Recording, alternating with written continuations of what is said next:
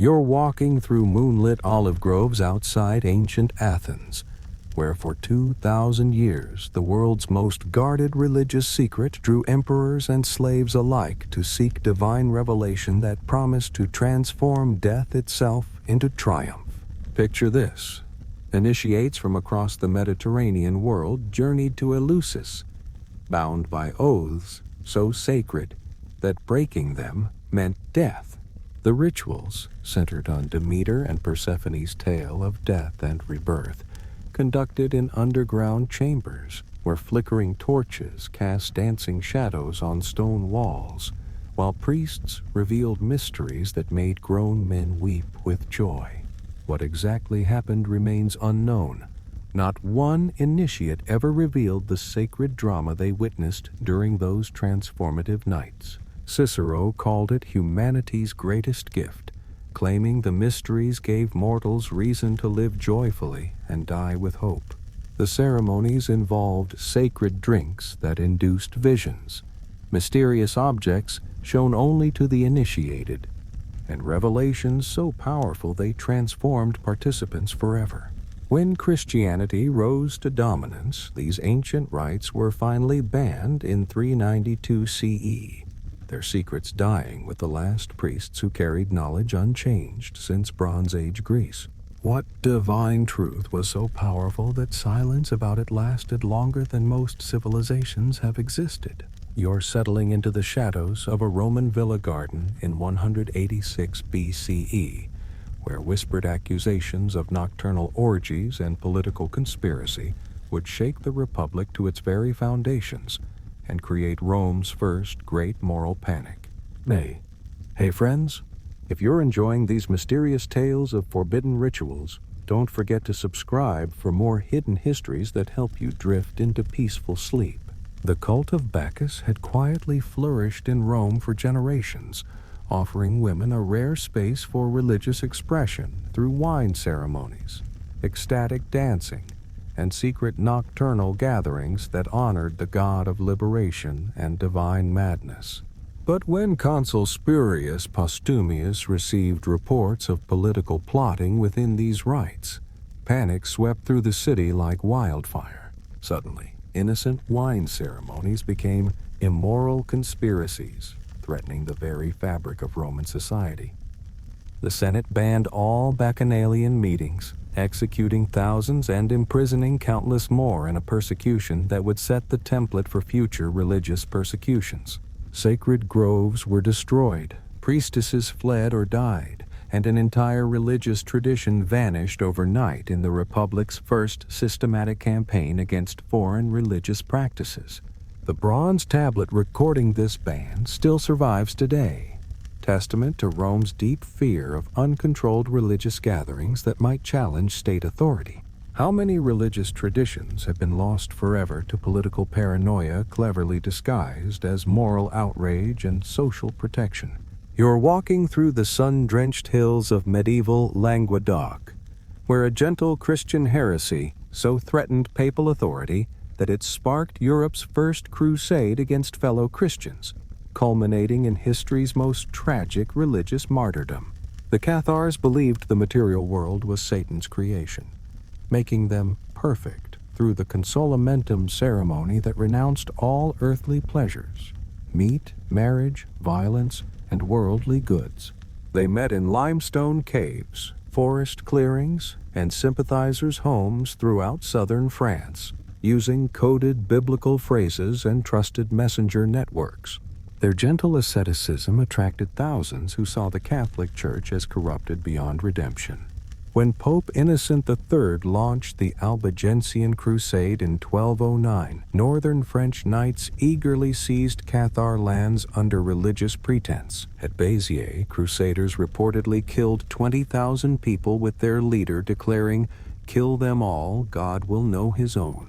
Survivors retreated to mountain fortresses like Montségur, where 200 perfect chose burning over renunciation on March 16, 1244. They walked voluntarily into the flames while singing hymns, their ashes scattered by mountain winds that still whisper their memory across the Pyrenees. The treasure they allegedly lowered down the mountain the night before surrender remains one of history's greatest mysteries. How did Christianity's most peaceful heretics become victims of its most violent crusade?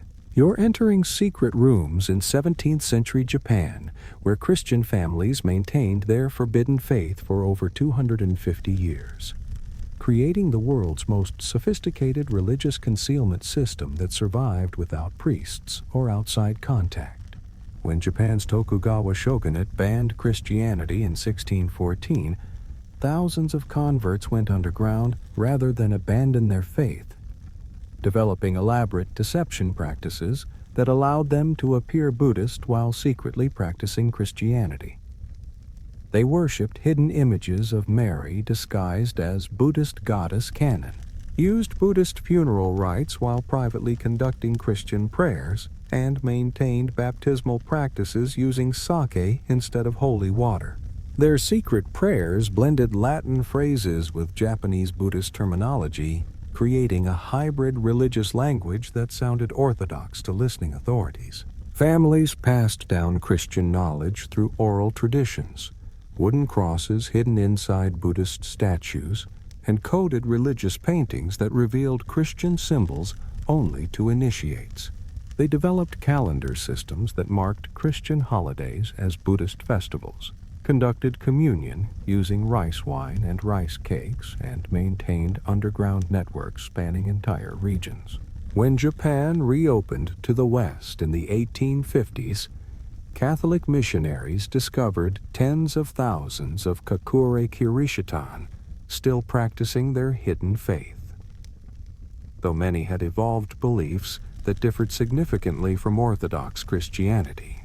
You're kneeling in a torchlit chapel beneath Paris, where warrior monks once guarded Christianity's greatest secrets before their spectacular fall created history's most infamous conspiracy theory, and gave birth to our modern superstitions.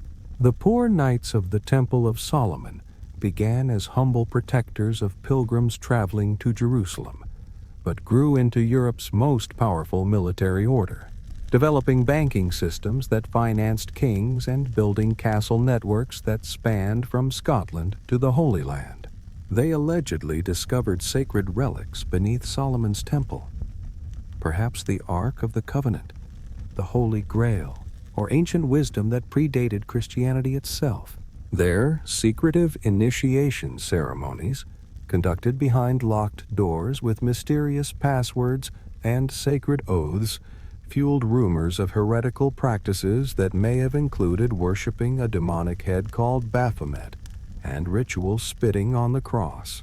Members kissed each other during initiation rituals, renounced personal property completely, and swore absolute obedience to their Grand Master, creating a monastic military order unlike anything seen before or since. When Jerusalem fell to Muslim forces and their military purpose ended, King Philip IV of France coveted their vast wealth and political independence.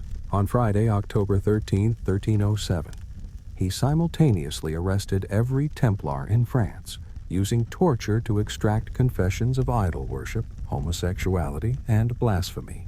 Pope Clement V officially dissolved the order in 1312, burning the last Grand Master Jacques de Molay in 1314, while crowds watched in horrified silence.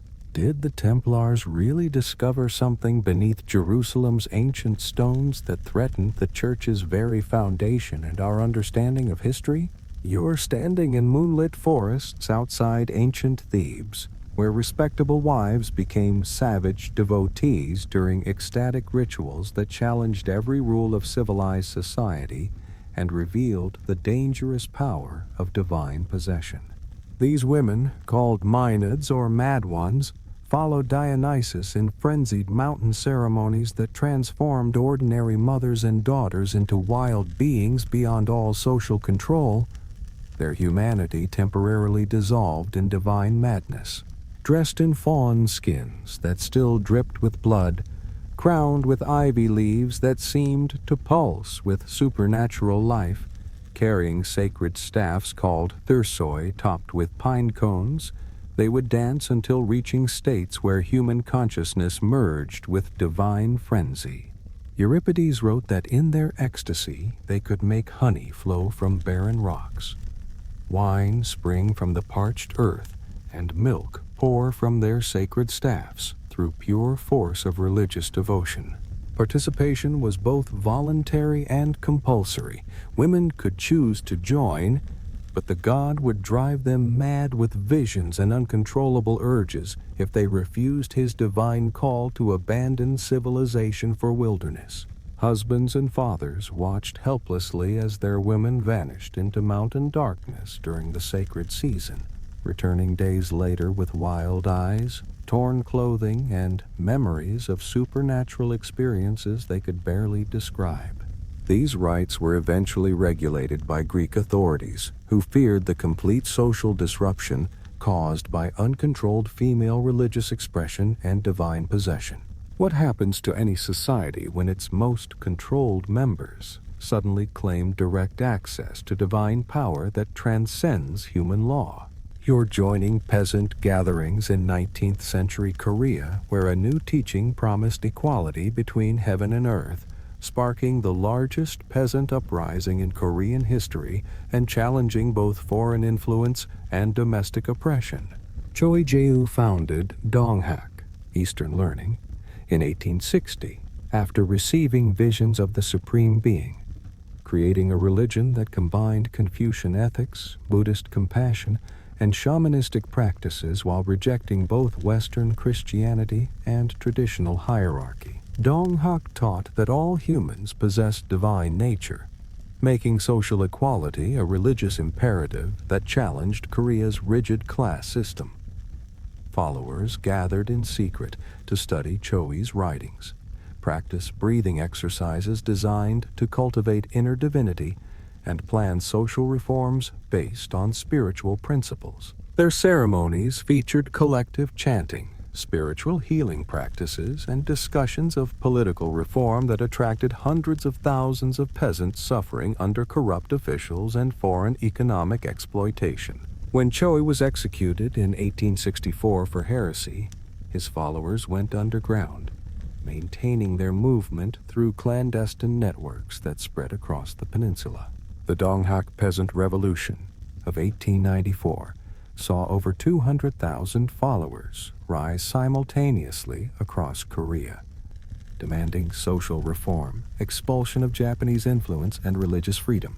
Though ultimately suppressed by combined Korean government and Japanese forces, Donghak influence contributed to Korean independence movements and modern Korean religious traditions. How did one man's mystical visions become the foundation for Korea's first modern social revolution?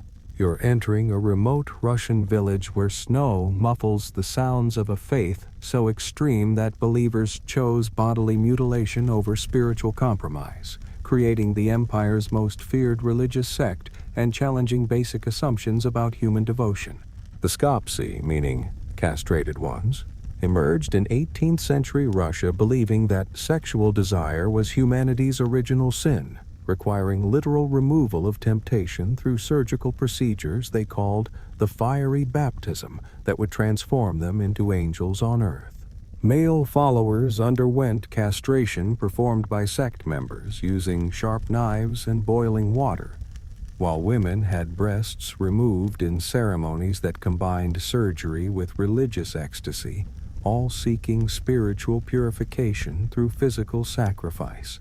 They met in secret houses across the Russian countryside, conducting services with wild dancing and spinning until ecstatic trances overtook them, prophesying in tongues and speaking with voices they believed came directly from heaven. Their leader, Kondraty Selivanov, claimed to be both Christ reborn and the murdered Tsar Peter III, promising his followers would inherit the earth when their numbers reached the mystical 144,000 mentioned in Revelation. They adopted orphans to swell their ranks, recruited through powerful preaching that emphasized the corruption of sexual desire, and accumulated significant wealth through their reputation for absolute honesty in business dealings. The Orthodox Church and Tsarist government relentlessly persecuted them for decades, exiling thousands to Siberian labor camps. But the sect survived through careful secrecy until the 1930s Soviet purges finally destroyed their hidden communities. What faith could be so compelling that believers would sacrifice their bodies to save their souls from corruption? You're walking through plague-ravaged European towns where processions of hooded figures whipped themselves bloody, believing their pain could save a dying world from divine wrath and somehow restore God's favor to a cursed continent. When the Black Death swept across Europe in 1347, killing 1/3 of the population within just 5 terrible years, desperate people sought radical solutions to appease what seemed like God's infinite fury against sinful humanity. The flagellants emerged as organized groups of lay penitents who believed their voluntary suffering could substitute for humanity's accumulated sins, taking Christ's sacrifice as their literal model for salvation through pain. They traveled from town to town in solemn processions of 50 to 500 members, wearing white robes marked with red crosses, carrying heavy iron chains and leather whips embedded with sharp iron spikes that tore flesh with every stroke. Twice daily, they would strip to the waist in public squares and whip themselves for exactly 33.5 minutes, 1 minute for each year of Christ's earthly life, until blood soaked the cobblestones beneath their kneeling forms. They sang haunting hymns about death and redemption, confessed sins publicly before horrified crowds, and claimed their blood could literally wash away the plague that killed entire families overnight. The church initially tolerated them as expressions of genuine penance, but when they began preaching without authorization and attracting massive crowds who preferred their dramatic devotion to formal liturgy, Pope Clement VI banned the movement in 1349, fearing it challenged clerical authority over salvation. In humanity's darkest hours, why does suffering seem like the only path to salvation and divine forgiveness? You're walking through the cobblestone streets of 16th century Munster, where religious reformers created a brief theocracy so radical that Catholic and Protestant armies united to destroy it, ending one of history's most extreme social experiments. In 1534, Anabaptist radicals seized control of this German city, declaring it the New Jerusalem, where Christ would soon establish his earthly kingdom of perfect equality and divine justice.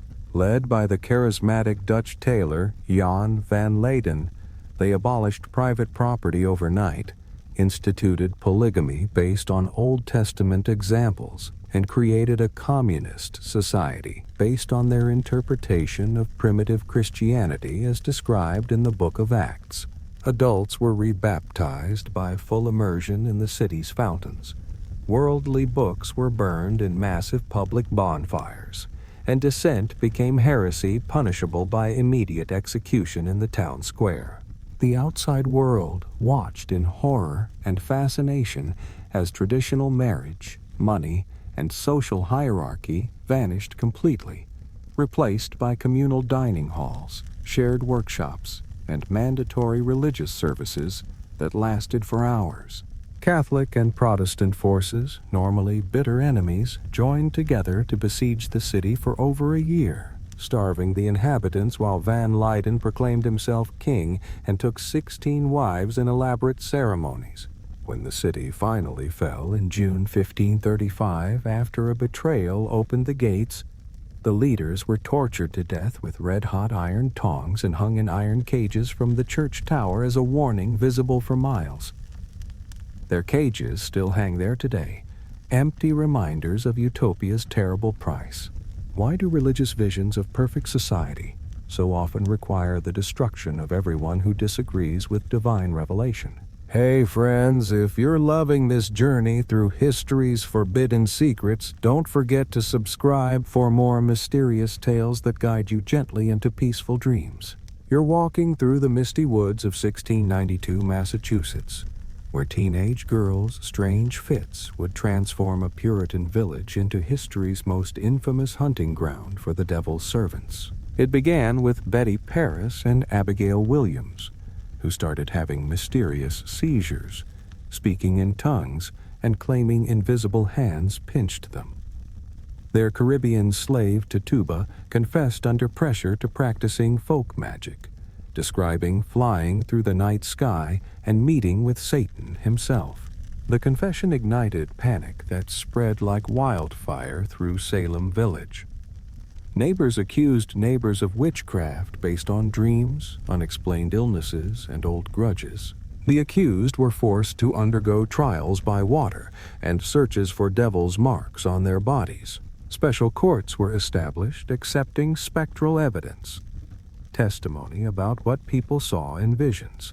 Within months, 19 people were hanged and one pressed to death with stones. The hysteria finally ended when accusations reached prominent citizens, including the governor's wife, causing authorities to question their methods. How quickly can fear transform ordinary people into instruments of their neighbor's destruction? You're standing among ancient oak trees in pre-Roman Britain, where hooded figures conducted ceremonies so powerful that Julius Caesar himself wrote of their influence spanning all of Celtic Europe. The Druids served as priests, judges, teachers, and healers throughout Celtic lands, memorizing vast oral traditions that took 20 years to master. They gathered in sacred groves, conducting rituals involving mistletoe cut with golden sickles, oak leaves, and natural springs they considered portals to the other world. Roman writers claimed they practiced human sacrifice, burning victims in giant wicker figures or drowning them in sacred pools, though these accounts may have been propaganda. What's certain is their immense political power. They could excommunicate kings, declare peace between warring tribes, and their word was considered divine law. They met annually at a secret location, possibly in modern-day France, to settle disputes and share knowledge. When Romans conquered Britain, they specifically targeted Druids for elimination, destroying their sacred island of Anglesey in 60 CE and hunting down survivors across the empire. What ancient wisdom died with the last Druids that will never recover? You're listening to the distant hum of airplane engines over remote Pacific islands, where World War II's strange gifts sparked new religions that persist in hidden valleys to this day. During World War II, American and Japanese forces established bases on previously isolated Melanesian islands, bringing unprecedented wealth, canned food, clothing, radios, jeeps, that seemed magical to local populations. When the war ended and the foreigners departed, taking their cargo with them, islanders concluded they had lost the gods' favor. Prophet leaders emerged, claiming knowledge of rituals to restore the divine supply lines. On the island of Tenna, followers of John Frum built bamboo airstrips, carved wooden radios, and marched with bamboo rifles, believing these ceremonies would summon cargo-bearing aircraft. They replaced traditional chiefs with military-style hierarchies, held flag-raising ceremonies, and waited for their messiah's return. Colonial authorities initially suppressed these movements, but they evolved and persisted. Today, thousands still gather on February 15th each year, John Frum Day, maintaining their faith that proper ritual will restore paradise. What happens when modern technology collides with traditional beliefs in ways no one could predict? You're walking through high desert mesas of northern New Mexico, where Spanish colonial descendants created a secret society so devoted to Christ's suffering that their rituals shocked even Catholic priests. Los Hermanos Penitentes emerged in 18th century New Mexico when Spanish colonists, isolated from formal church hierarchy, developed their own intense expressions of faith. During Holy Week, these lay brotherhoods would retreat to remote mountain chapels called moradas, conducting elaborate passion plays that included actual crucifixions and severe self-flagellation. Members, called hermanos, would carry massive wooden crosses for miles, whip themselves until their backs ran with blood, and some would even be temporarily nailed to crosses though they were taken down before death. They maintained strict secrecy, using passwords, coded rituals, and admitting only men who had proven their devotion through painful initiation rites. When American bishops took control of the territory in the 1850s, they attempted to suppress the brotherhoods, calling their practices barbaric and unchristian. Many groups went underground, continuing their bloody devotions in hidden desert locations. How do people find the divine in suffering that others cannot comprehend? You're standing on the windswept plains of South Dakota, where desperate tribes embraced a prophet's vision of resurrection so powerful that it terrified the U.S. government into massacre, while sacred ghost shirts promised supernatural protection. In 1889, Paiute holy man Wovoka experienced visions during a solar eclipse, seeing all dead Native Americans returning to life and white settlers vanishing peacefully from the earth. His revelations spread rapidly across reservations, devastated by broken treaties and forced relocations. The ritual was deceptively simple. Participants formed circles, held hands, and danced continuously for days while singing sacred songs. As dancers reached exhaustion, they collapsed into trances, experiencing visions of deceased relatives in a restored world where buffalo again covered the plains. Lakota practitioners developed special ghost shirts decorated with sacred symbols and eagle feathers, believed to stop bullets through spiritual protection. These garments featured images of eagles, stars, and tribal symbols, with some incorporating Christian crosses alongside traditional motifs. Government agents viewed the shirts as evidence of war preparation despite the movement's peaceful nature. At Wounded Knee on December 29, 1890, soldiers attempted to disarm a band of ghost dancers, triggering a massacre that killed nearly 300 Native Americans. The presence of ghost shirts among the victims became tragic irony when their promised protection failed against overwhelming firepower. Can hope itself become so dangerous that it must be destroyed through violence to preserve existing power? You're descending into a candlelit London basement where Victorian intellectuals gathered to unlock ancient Egyptian mysteries, creating modern magic's most influential secret society. Founded in 1888, the Golden Dawn attracted prominent figures including poet W.B. Yeats, horror writer Bram Stoker, and actress Florence Farr to study ceremonial magic, astrology, tarot, and Kabbalah. Members progressed through elaborate initiation degrees, each requiring mastery of complex rituals, Hebrew prayers, and Egyptian symbolism. They wore colorful robes representing their rank, carried magical implements, and practiced scrying in crystal balls and black mirrors to contact supernatural entities. The order claimed possession of ancient manuscripts from mysterious, secret chiefs in Europe, though these were likely fabricated by founder William Wynne Westcott. Meetings occurred in rented halls disguised as cultural societies, with members using magical mottos instead of their real names. Internal conflicts over authentic practice led to schisms and public scandals by 1903.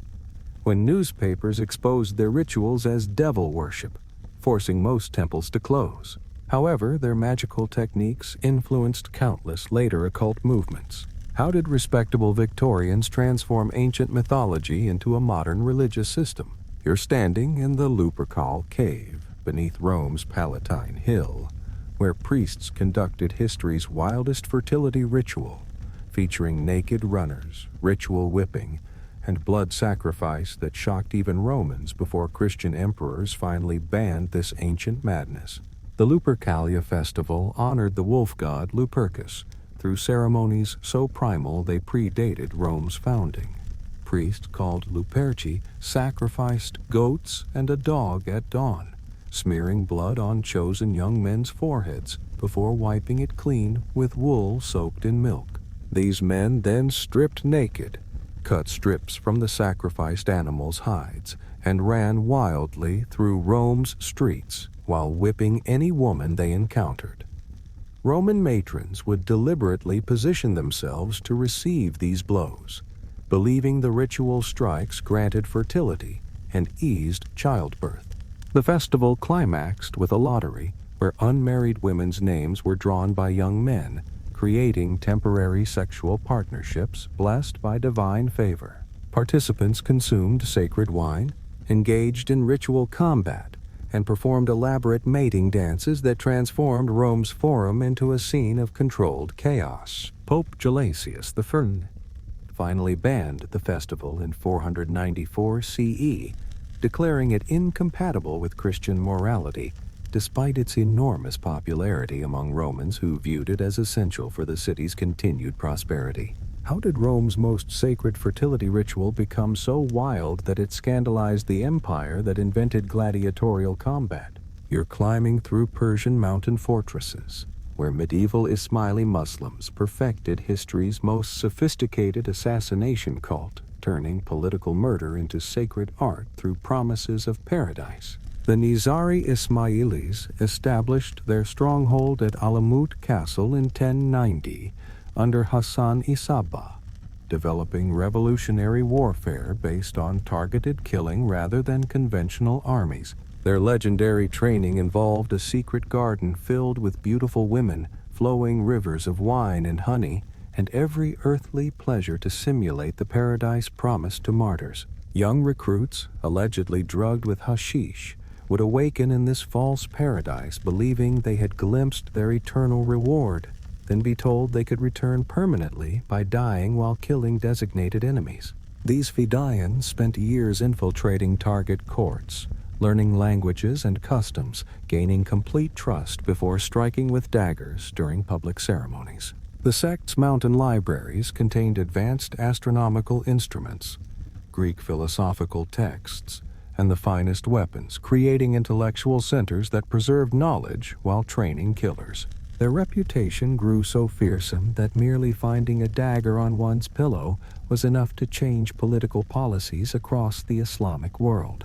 Mongol forces finally destroyed Alamut in 1256, burning the legendary library and ending 166 years of terror that had eliminated caliphs, crusader leaders, and Seljuk sultans through systematic assassination. How did medieval Muslims transform paradise into the ultimate weapon of political control? You're standing in the vast Siberian wilderness where Russian peasants burned their weapons in massive bonfires, creating a Christian sect so radical the Tsar exiled them to the world's edge. The Doukhobors, meaning spirit wrestlers, emerged in 18th century Ukraine preaching that God's spirit lived within each person, making churches, priests, and government authority unnecessary.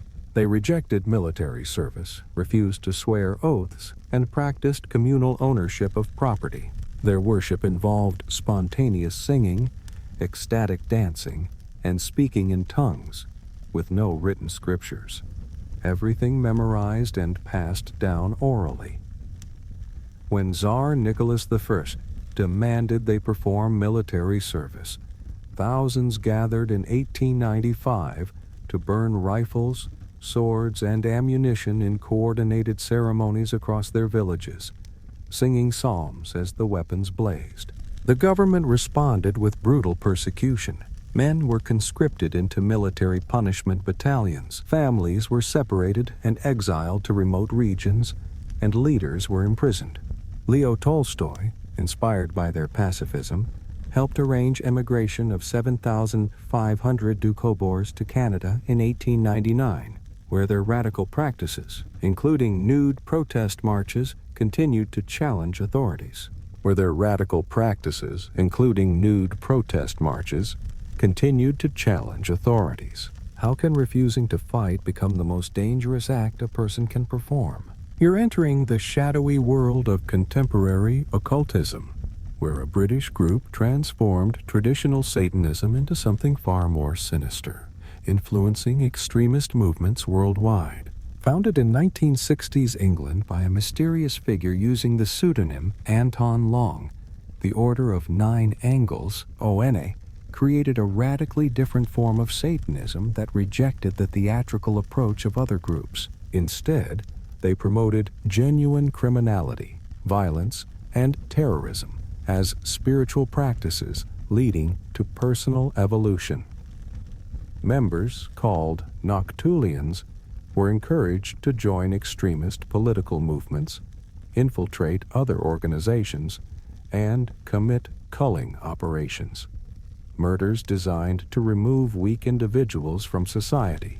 Their rituals combined traditional ceremonial magic with folk horror elements, conducting ceremonies in ancient stone circles and abandoned churches throughout rural Britain. The Oana published detailed instructions for human sacrifice, encouraged members to spend time in prison as character building, and promoted an accelerationist philosophy seeking civilization's collapse. Despite, or perhaps because of, their extreme nature, the group influenced numerous lone wolf terrorists and mass shooters, with authorities linking Oana materials to several high-profile attacks across multiple countries. When does occult practice cross from harmless fantasy into genuine danger to society?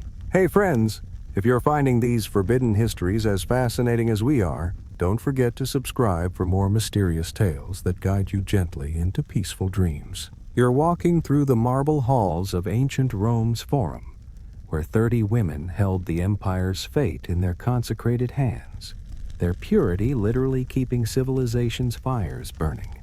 For over 1,000 years, 6 Vestal virgins maintained the sacred flame of Vesta, goddess of hearth and home, in a circular temple at Rome's heart. Chosen as children between ages 6 and 10, they served 30-year terms during which any sexual contact meant death by live burial in an underground chamber with bread and water. Their religious duties included preparing sacred salt cakes, tending the eternal flame that must never die, and safeguarding Rome's most precious secrets in their temple vault. Romans believed the city's survival depended on their chastity. When the flame went out, or a Vestal was accused of breaking her vows, panic swept the streets. They possessed unique privileges, owning property, making wills, and their word could free condemned prisoners. When Christianity rose, Emperor Gratian extinguished their sacred flame in 382 CE, ending nearly 12 centuries of unbroken tradition. What other civilizations have placed their entire fate in the hands of consecrated women? You're entering underground temples in ancient Rome, where priests of the Great Mother performed such extreme acts of devotion that they castrated themselves in religious ecstasy, horrifying Roman citizens while attracting desperate devotees. The cult of Cybele, imported from Anatolia in 204 BCE, featured priests called Galli who ritually castrated themselves during the spring festival of Attis, using sharp stones or pottery shards while in states of religious frenzy. These self-made eunuchs wore women's clothing, painted their faces, and practiced ecstatic dancing while playing drums and cymbals in processions through Roman streets. The initiation ceremony, called the Taurobolium, involved candidates standing in pits while bulls were sacrificed above them. Drenching initiates in blood they believed granted spiritual rebirth and divine protection. Roman citizens were forbidden from becoming Galli, but foreign slaves and freedmen flocked to the cult seeking spiritual transformation unavailable through traditional Roman religion. The priests lived in temple complexes, practicing strict celibacy and maintaining their feminine appearance through makeup, jewelry, and elaborate hairstyles that shocked conventional Romans. Despite official disapproval, the cult attracted wealthy Roman women who funded elaborate festivals and sought the goddess's protection in childbirth and marriage. Christian emperors eventually banned the cult in the 4th century, viewing the castrated priests as embodiments of pagan corruption that had no place in a Christian empire. What drives people to mutilate their own bodies as acts of religious devotion and spiritual transformation? You're descending into hidden laboratories beneath Mount Fuji, where a nearly blind guru convinced brilliant scientists that mass murder would trigger enlightenment and establish his divine kingdom on Earth. Founded by Shoko Asahara in 1984, Aum Shinrikyo began as a yoga and meditation group, but evolved into a doomsday cult that attracted thousands of followers, including chemists, physicists, and doctors from Japan's top universities. Members lived in isolated communes, practicing extreme asceticism, including prolonged fasting, scalding baths, and electrical shock purification rituals designed to burn away karma rapidly. Asahara taught that only by experiencing death could souls achieve liberation, leading to the development of chemical and biological weapons in secret facilities. The group planned to trigger World War III, believing they would rule the post-apocalyptic world. On March 20th, 1995, members released sarin nerve gas on 5 Tokyo subway lines during morning rush hour, killing 13 and injuring thousands.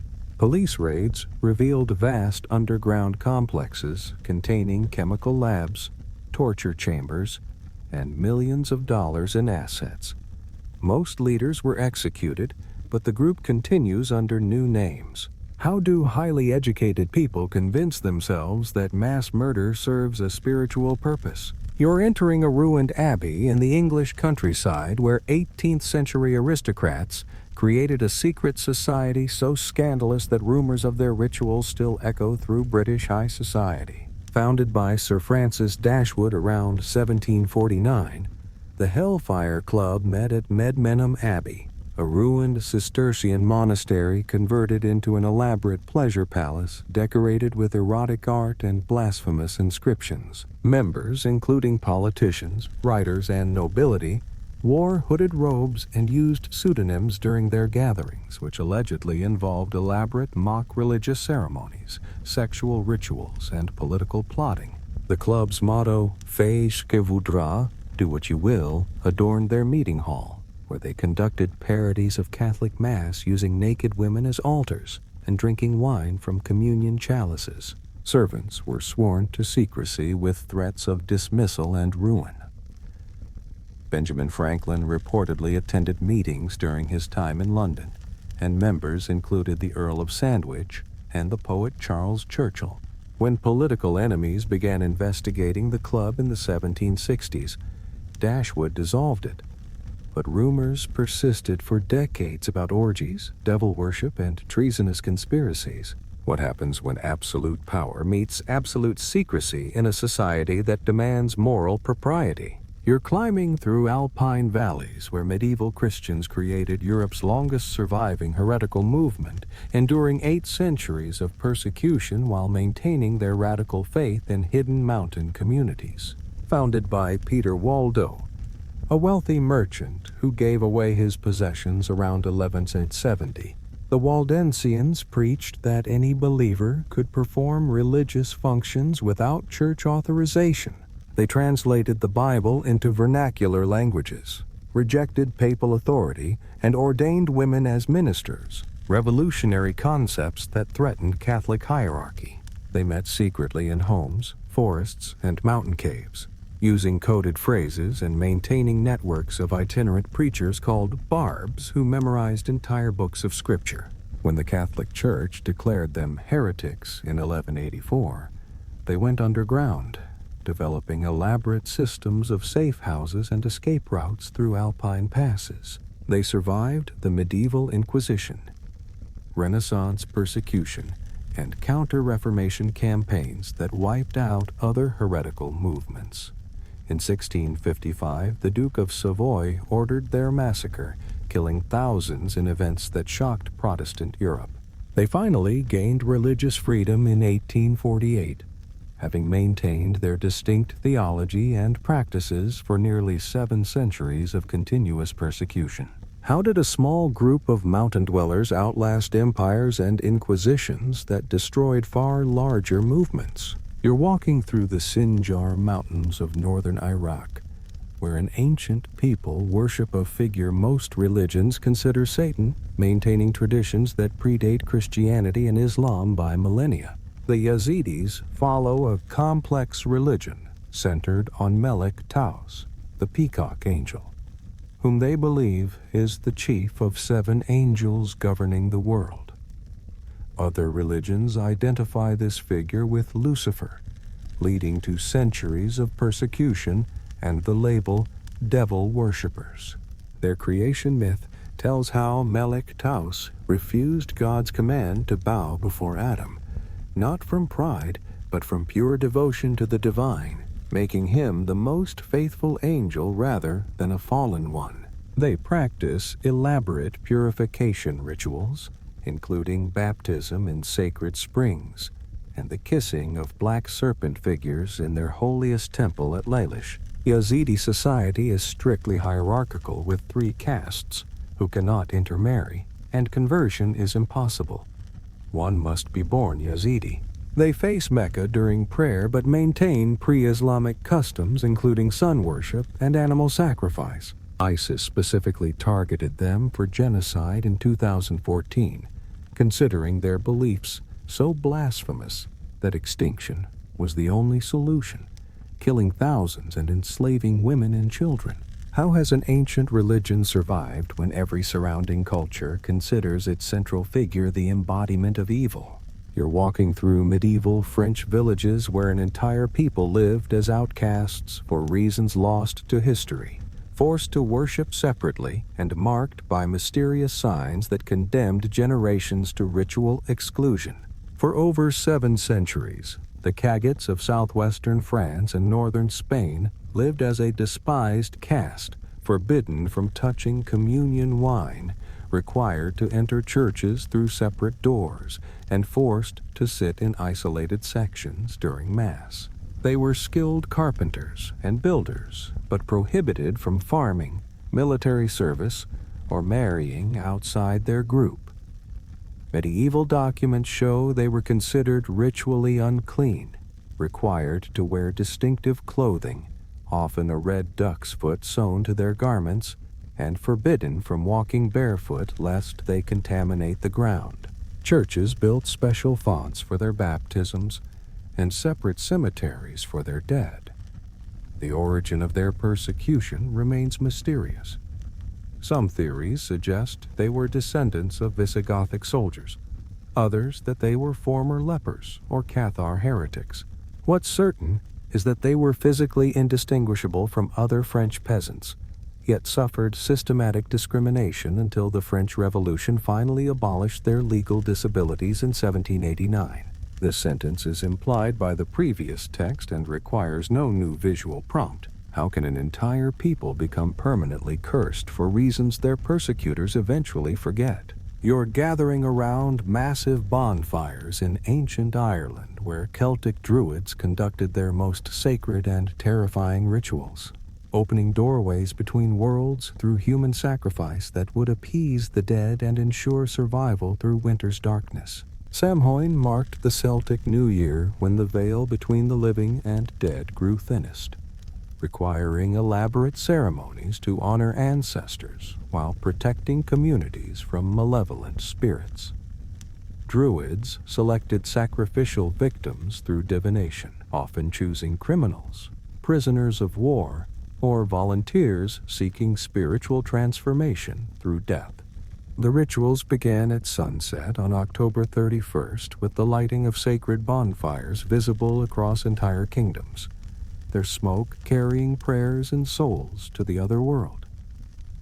Victims were dispatched through various methods: drowning in sacred pools, burning in wicker effigies, or ritual stabbing with ceremonial daggers, while priests interpreted their death throes as prophecies for the coming year.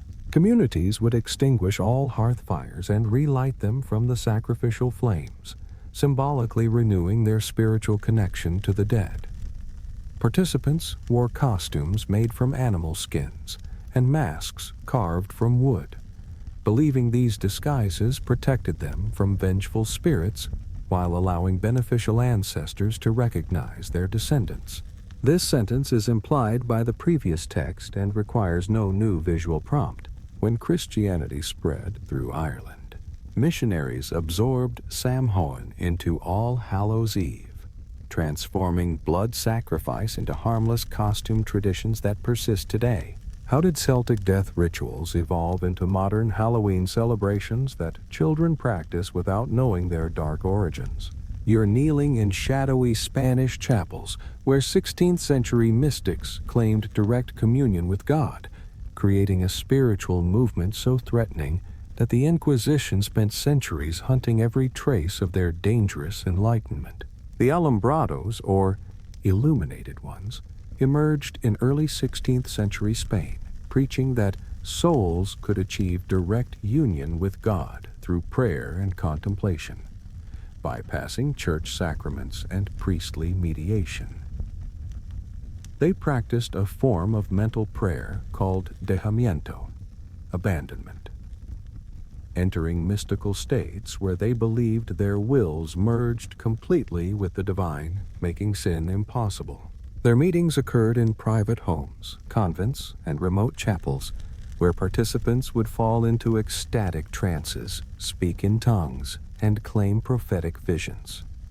Women, particularly among the nobility, were drawn to these practices that offered spiritual authority unavailable through conventional religious channels. The Spanish Inquisition first investigated them in 1519, alarmed by their claims to personal revelation and their apparent dismissal of external religious observances. Leading figures like Maria de Cazalla and Magdalena de la Cruz were arrested, tried, and in some cases burned at the stake. The persecution continued for over 2 centuries, with inquisitors viewing any claim to direct divine experience as potential heresy. This sentence is implied by the previous text and requires no new visual prompt. Why does the promise of unmediated spiritual experience consistently threaten established religious authority? You're entering hidden Buddhist temples in feudal Japan, where followers of Amida Buddha developed such devoted communities that military rulers feared their spiritual bonds could challenge samurai loyalty itself. Pure Land Buddhism, focusing on devotion to Amida Buddha and rebirth in the Western Paradise, created powerful religious communities called Ikki that operated almost as independent states within medieval Japan.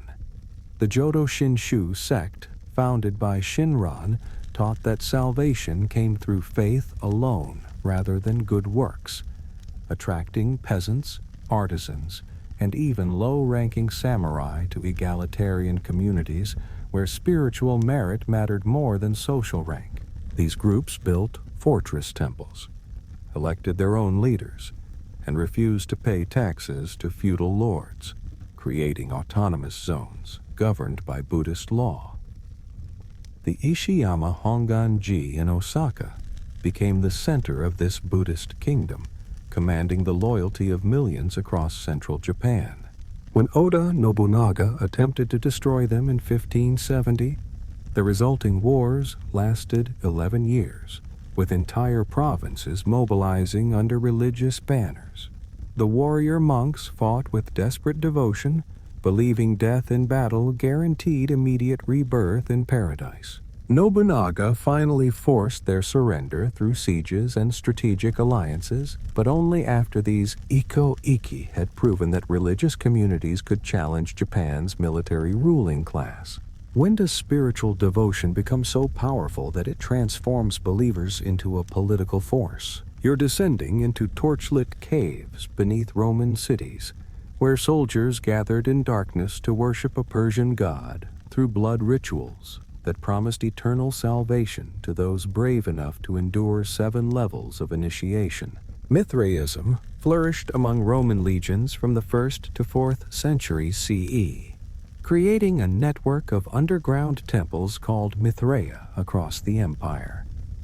These windowless chambers, deliberately built to resemble caves, could accommodate only small groups of initiates who progressed through 7 grades: Raven, Bridegroom, Soldier, Lion, Persian, Sunrunner, and Father. Each level required passing ordeals, including mock deaths, ritual combat, and exposure to extreme heat and cold while blindfolded. The central mystery involved Mithras slaying a cosmic bull, an act that allegedly created all life and promised cosmic renewal.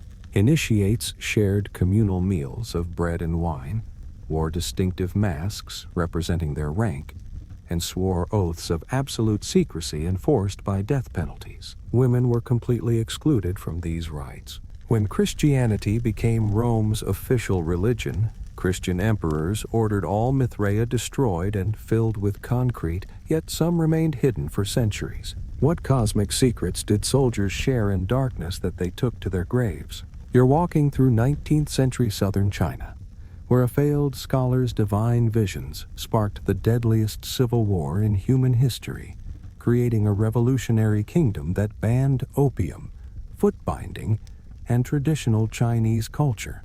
Hong Xiuquan, after failing China's imperial examinations, experienced fevered visions in which he believed he was the younger brother of Jesus Christ, destined to establish God's kingdom on earth. His followers, called Taiping, Great Peace, practiced a unique form of Christianity mixed with Chinese folk religion, conducting mass baptisms in rivers and destroying Confucian temples, Buddhist statues, and ancestral shrines.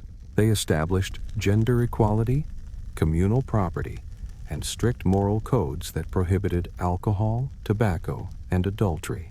Their capital at Nanjing became a sacred city where men and women lived in separate quarters, following rigid schedules of prayer, military training, and agricultural work.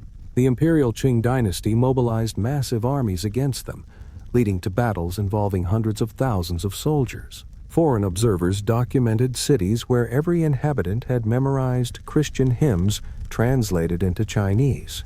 The rebellion lasted 14 years, 1850 to 1864, and killed an estimated 20 to 30 million people before finally collapsing when Nanjing fell to imperial forces. How did one man's religious delusions transform into a revolutionary movement that nearly toppled China's ancient empire? You're gathering in secret clearings across colonial Haiti, where enslaved Africans maintained their ancestral religions through elaborate concealment, creating spiritual resistance that would eventually fuel the world's first successful slave revolution.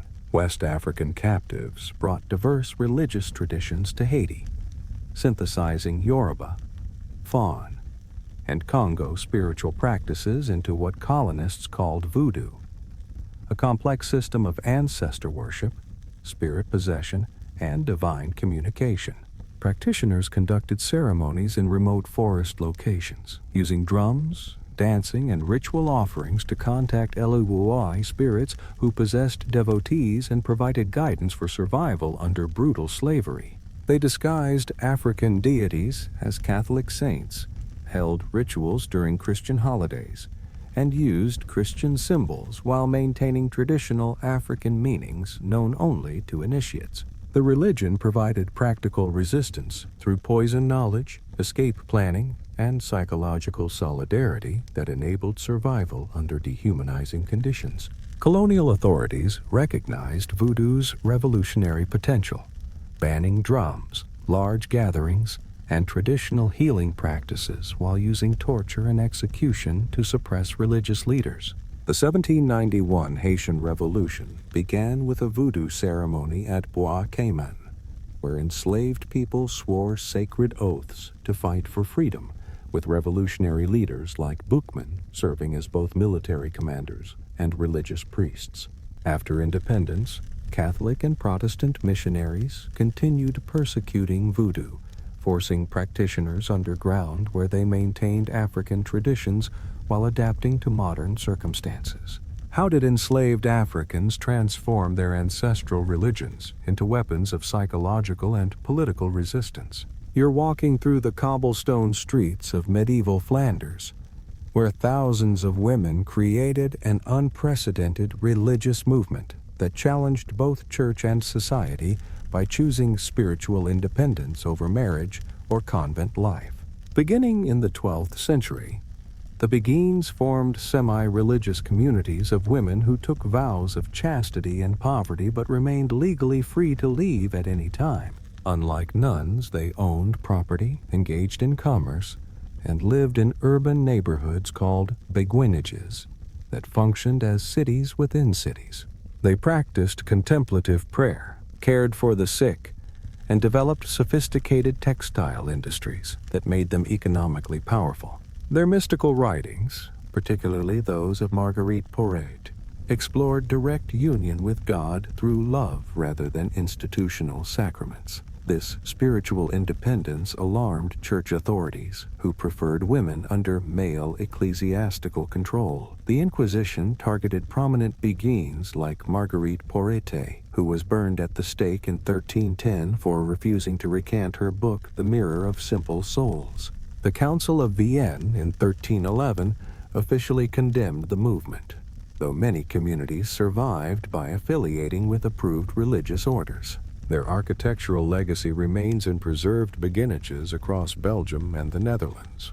How did medieval women create spaces of spiritual and economic freedom within a society designed to control them?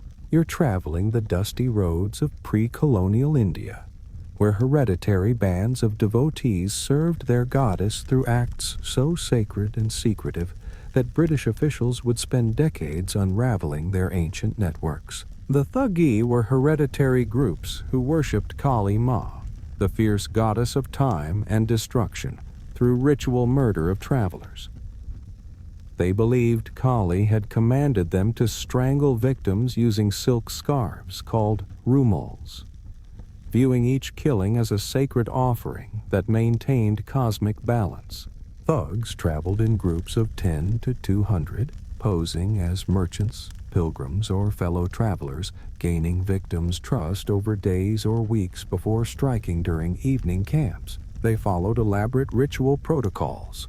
Victims had to be strangled, never stabbed or shot, and their bodies buried in consecrated ground with specific ceremonies. The goddess supposedly communicated through omens, the call of certain birds, the direction of jackals' cries, or the behavior of prey animals.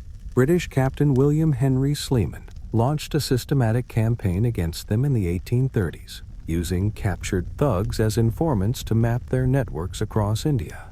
The last known thug died in prison in 1882, ending a tradition that British records claimed had killed over 2 million people across 7 centuries. How did ordinary men transform killing into an act of divine worship that sustained entire communities? You're standing in the Swiss Alps, where wealthy seekers of ancient wisdom created a New Age cult so convinced of their cosmic destiny that they orchestrated elaborate murder-suicides to reach their spiritual destination among the stars. Founded by Joseph de Membro and Luc Jouret in the 1980s, the Order of the Solar Temple attracted affluent professionals seeking spiritual enlightenment through a blend of Templar mythology, New Age beliefs, and apocalyptic prophecy.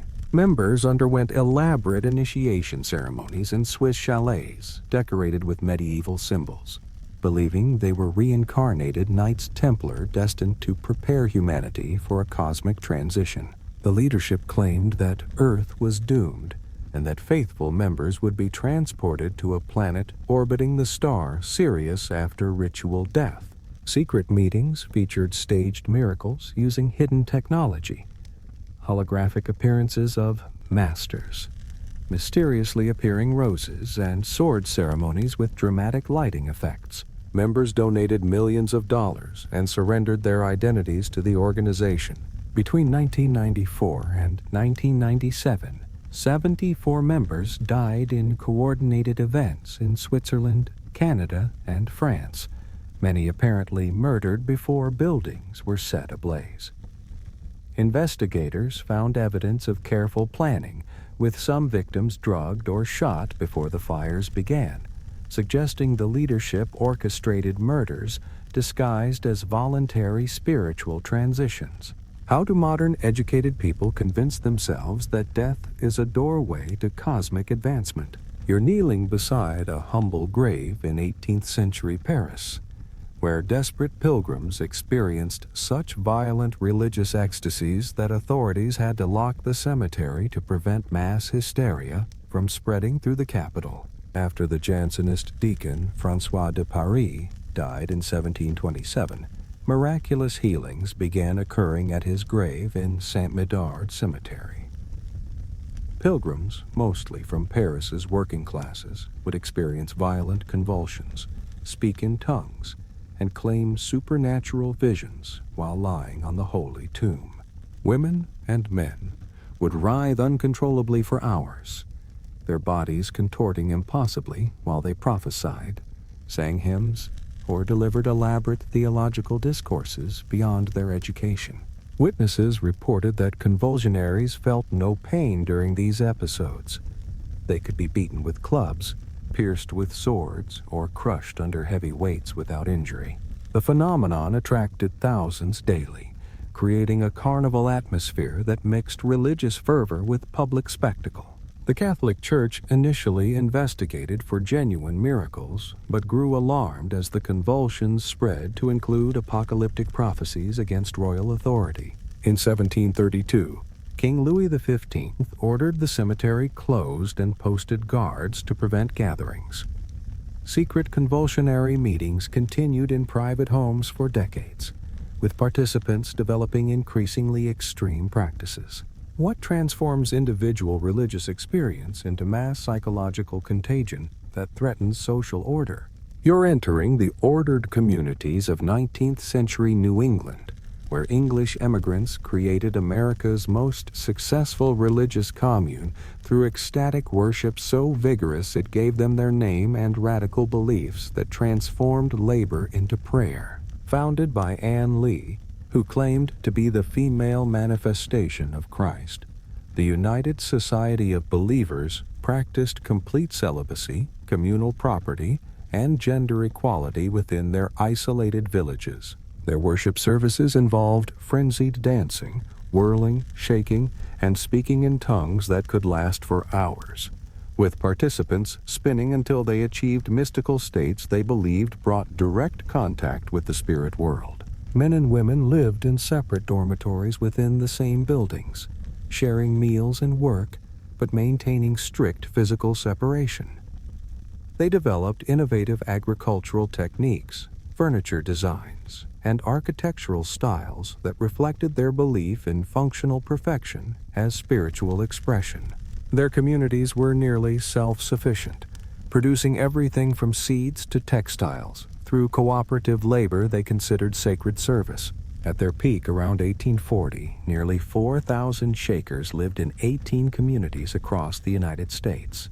However, their celibacy requirement meant they could only grow through conversion.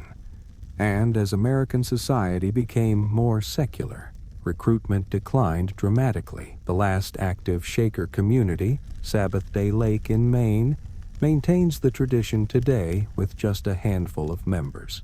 How did a religion that forbade procreation become one of America's most enduring utopian experiments? You're gathering in candlelit rooms of 18th century Bavaria, where university professors created a clandestine organization dedicated to reason and progress that would become history's most persistent conspiracy theory. Founded by law professor Adam Weishaupt at the University of Ingolstadt in 1776, the Illuminati sought to promote Enlightenment ideals of reason, secularism, and individual liberty against the conservative Catholic environment of Bavaria. Members used elaborate pseudonyms drawn from classical antiquity, secret ciphers for correspondence, and a hierarchical structure of degrees that revealed increasingly radical political goals. The organization attracted intellectuals, government officials, and nobility who met in secret to discuss forbidden books, critique religious authority, and plan gradual social reform. Their ceremonies involved Masonic-style rituals with oaths of absolute secrecy, symbolic regalia, and progressive revelation of the society's ultimate aims, the establishment of a world government based on reason rather than tradition. Elector Charles Theodore of Bavaria banned all secret societies in 1784 after intercepted documents revealed the Illuminati's anti-clerical agenda and Republican sympathies. Police raids seized membership lists and internal correspondence, effectively destroying the organization within a decade of its founding. However, the captured documents fueled conspiracy theories that persist today.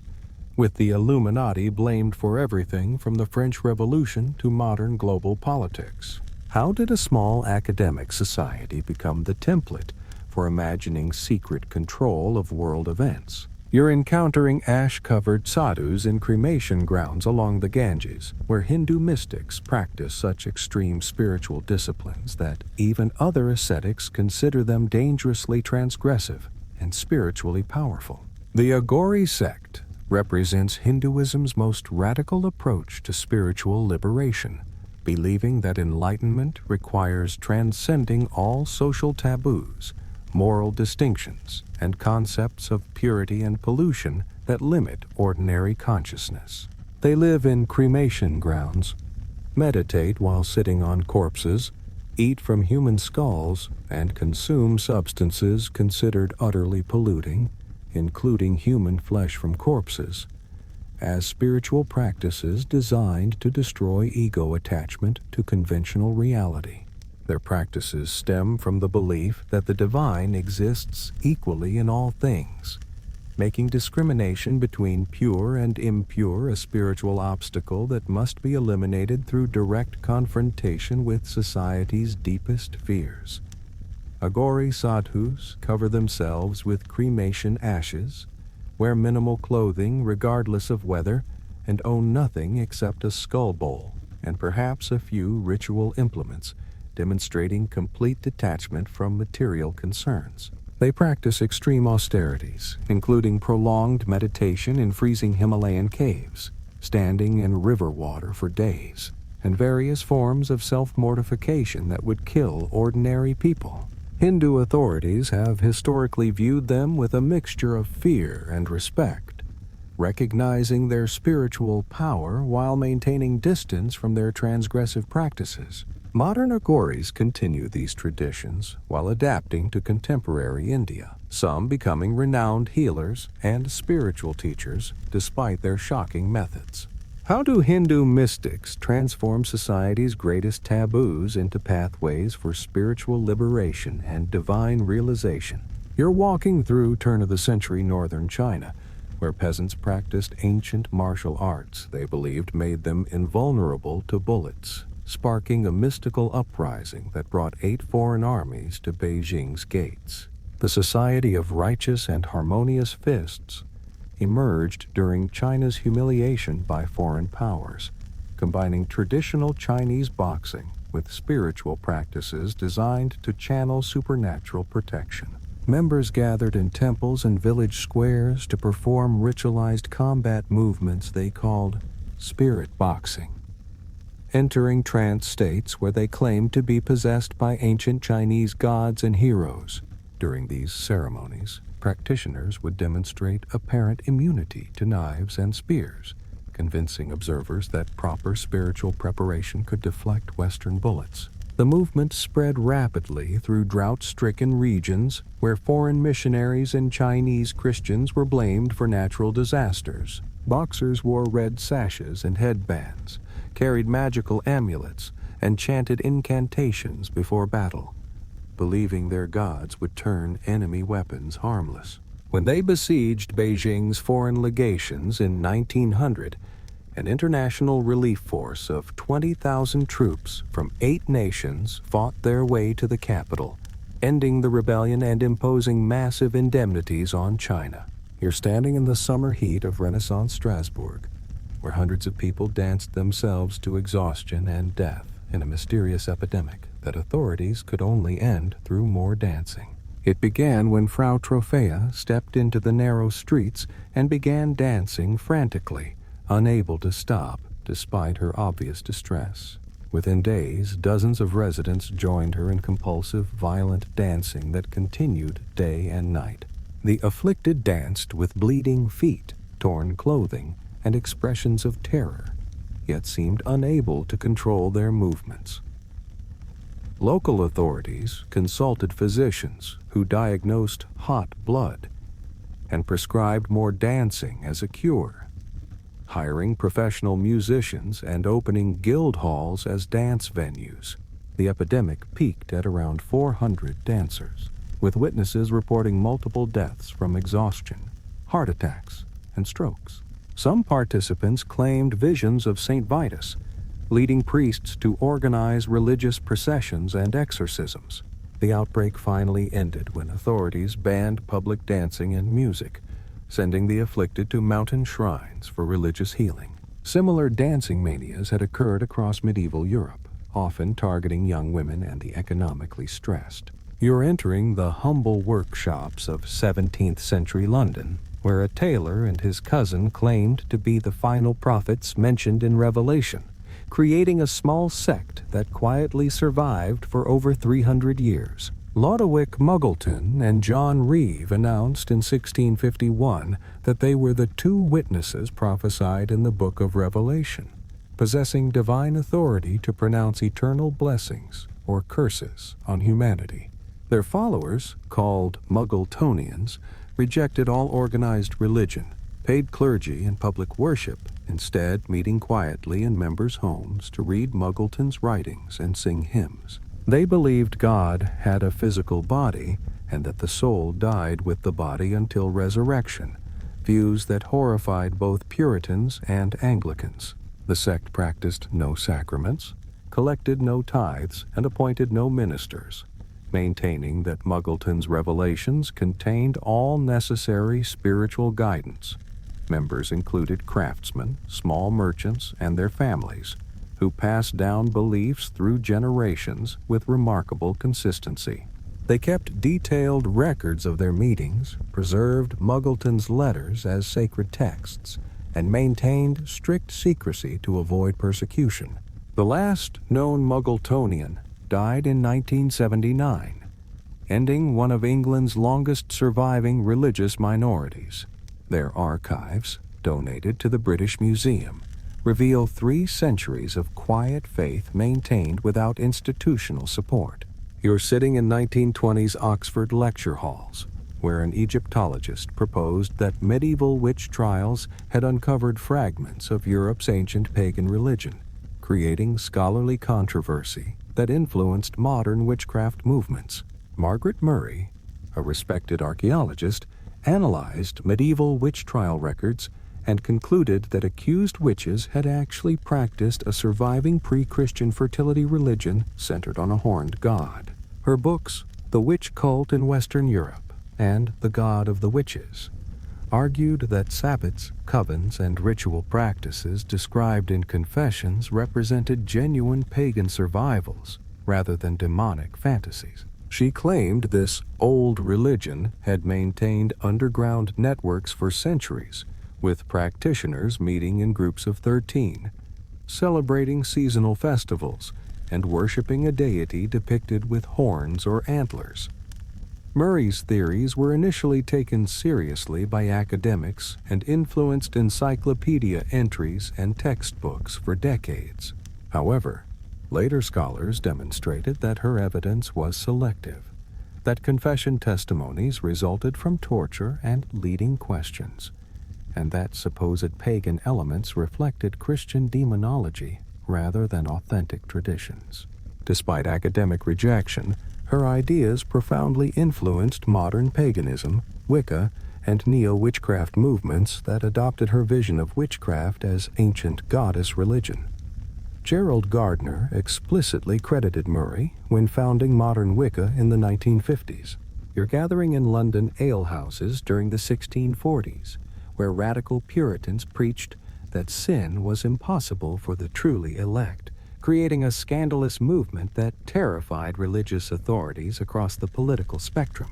The ranters emerged during England's religious upheaval, teaching that divine grace had freed true believers from all moral law, making sin literally impossible for the spiritually perfect. Led by figures like Abiezer Coppe and Lawrence Clarkson, they proclaimed that adultery, theft, and blasphemy were permissible or even necessary for those who had achieved union with God. Their meetings in taverns and private homes featured ecstatic preaching, profane language deliberately used as spiritual liberation, and reportedly promiscuous behavior justified as divine freedom. Coppe's pamphlets mixed biblical language with revolutionary politics, calling for the abolition of private property and social hierarchy. Members often disrupted church services by stripping naked, shouting obscenities, or denouncing ministers as false prophets. Parliament passed the Blasphemy Act of 1650, specifically targeting ranter teachings, making denial of moral law punishable by 6 months' imprisonment. Most leaders were arrested, and the movement dissolved within a few years, though similar antinomian ideas influenced later radical groups. You're approaching ancient rock formations across the Australian continent, where Aboriginal peoples conducted initiation ceremonies so sacred that colonial authorities banned access to entire regions, creating conflicts that continue today. For over 60,000 years, Aboriginal Australians maintained complex spiritual relationships with specific landscapes, conducting elaborate initiation ceremonies at sacred sites that connected young people to ancestral law and tribal identity through ritual scarification, tooth removal, and spiritual instruction. These ceremonies involved months of preparation, complex song cycles that mapped traditional territories, and secret knowledge transmitted only to initiated adults through carefully guarded oral traditions. Men's and women's ceremonies occurred at separate sites, with gender-specific sacred areas forbidden to the opposite sex under penalty of death, creating intricate systems of spiritual geography that governed tribal movement and social relationships. When British colonists arrived, they declared Aboriginal spiritual practices heathen superstition and banned traditional ceremonies, forcing Aboriginal people to conduct their most sacred rituals in secret, while watching their holy sites become cattle stations, mining operations, and tourist destinations. Missionaries established stations where Aboriginal children were forcibly separated from their families and forbidden from learning traditional languages, songs, or participating in cultural ceremonies that connected them to their ancestral heritage. The conflicts intensified throughout the 20th century as mining companies discovered valuable resources beneath sacred sites, leading to legal battles where Aboriginal communities fought to protect spiritual locations from industrial destruction. You're descending into hidden laboratories of Renaissance Europe, where scholars pursued the ultimate transformation through mystical unions of opposites, creating spiritual chemistry that promised to perfect both metals and souls. European alchemists developed elaborate ritual sequences called chemical weddings that supposedly united opposing principles: masculine sulfur and feminine mercury, sun and moon, king and queen, to produce the philosopher's stone. These ceremonies, conducted in specially prepared laboratories during astrologically significant times, involved complex sequences of heating, distillation, and symbolic actions that could take months or years to complete. Practitioners wore ritual robes, recited prayers in Hebrew or Latin, and maintained strict purification schedules including fasting, celibacy, and meditation. The most famous account, the chemical wedding of Christian Rosenkreutz, described a mystical narrative of royal marriage ceremonies in a magical castle, blending alchemical symbolism with Christian mysticism. Participants believed they were simultaneously transforming base metals into gold and achieving personal spiritual regeneration through sympathy with cosmic processes. These practices attracted intellectuals, physicians, and nobility across Europe, with famous practitioners including Paracelsus, John Dee, and Emperor Rudolph II. The Catholic Church alternately tolerated and condemned alchemy, suspicious of its claims to spiritual transformation outside ecclesiastical authority. When scientific chemistry emerged in the 17th century, alchemical wedding rituals gradually transformed into purely symbolic spiritual practices. You're walking through misty Welsh valleys where desperate families summoned mysterious figures to consume their loved ones' sins at funerals, creating human scapegoats who carried spiritual burdens to their own graves. In rural Wales and border regions of England, Sin-eaters performed one of Christianity's most haunting rituals, consuming bread and beer placed on corpses to absorb the deceased's sins and ensure their soul's peaceful passage to heaven. These solitary figures, usually impoverished men living on society's margins, would be summoned when someone died with unconfessed sins or sudden deaths that prevented last rites. The ceremony involved placing bread, salt, and beer on the corpse's chest, while the sin-eater consumed them and formally declared himself responsible for the dead person's spiritual debts. Families paid small amounts for this service, typically a sixpence and the food itself, while maintaining careful distance from the sin-eater to avoid contamination. The practice horrified Anglican clergy who considered it blasphemous parody of communion. Yet, desperate families continued hiring sin-eaters well into the 19th century. These men lived as social outcasts, believed to carry accumulated sins from numerous dead, and were often refused burial in consecrated ground when they died. The last known sin-eater died in Wales in 1906, though rumors persisted of secret practitioners for decades afterward. You're gathered in fields and churches across 1840s America, where a Baptist farmer's biblical calculations convinced thousands that Christ would return on October 26, 1844, creating mass preparation for the world's end. William Miller, a self-taught Bible student, calculated from the book of Daniel that Christ's second coming would occur between March 21, 1843 and March 21, 1844, later revised to October 22, 1844.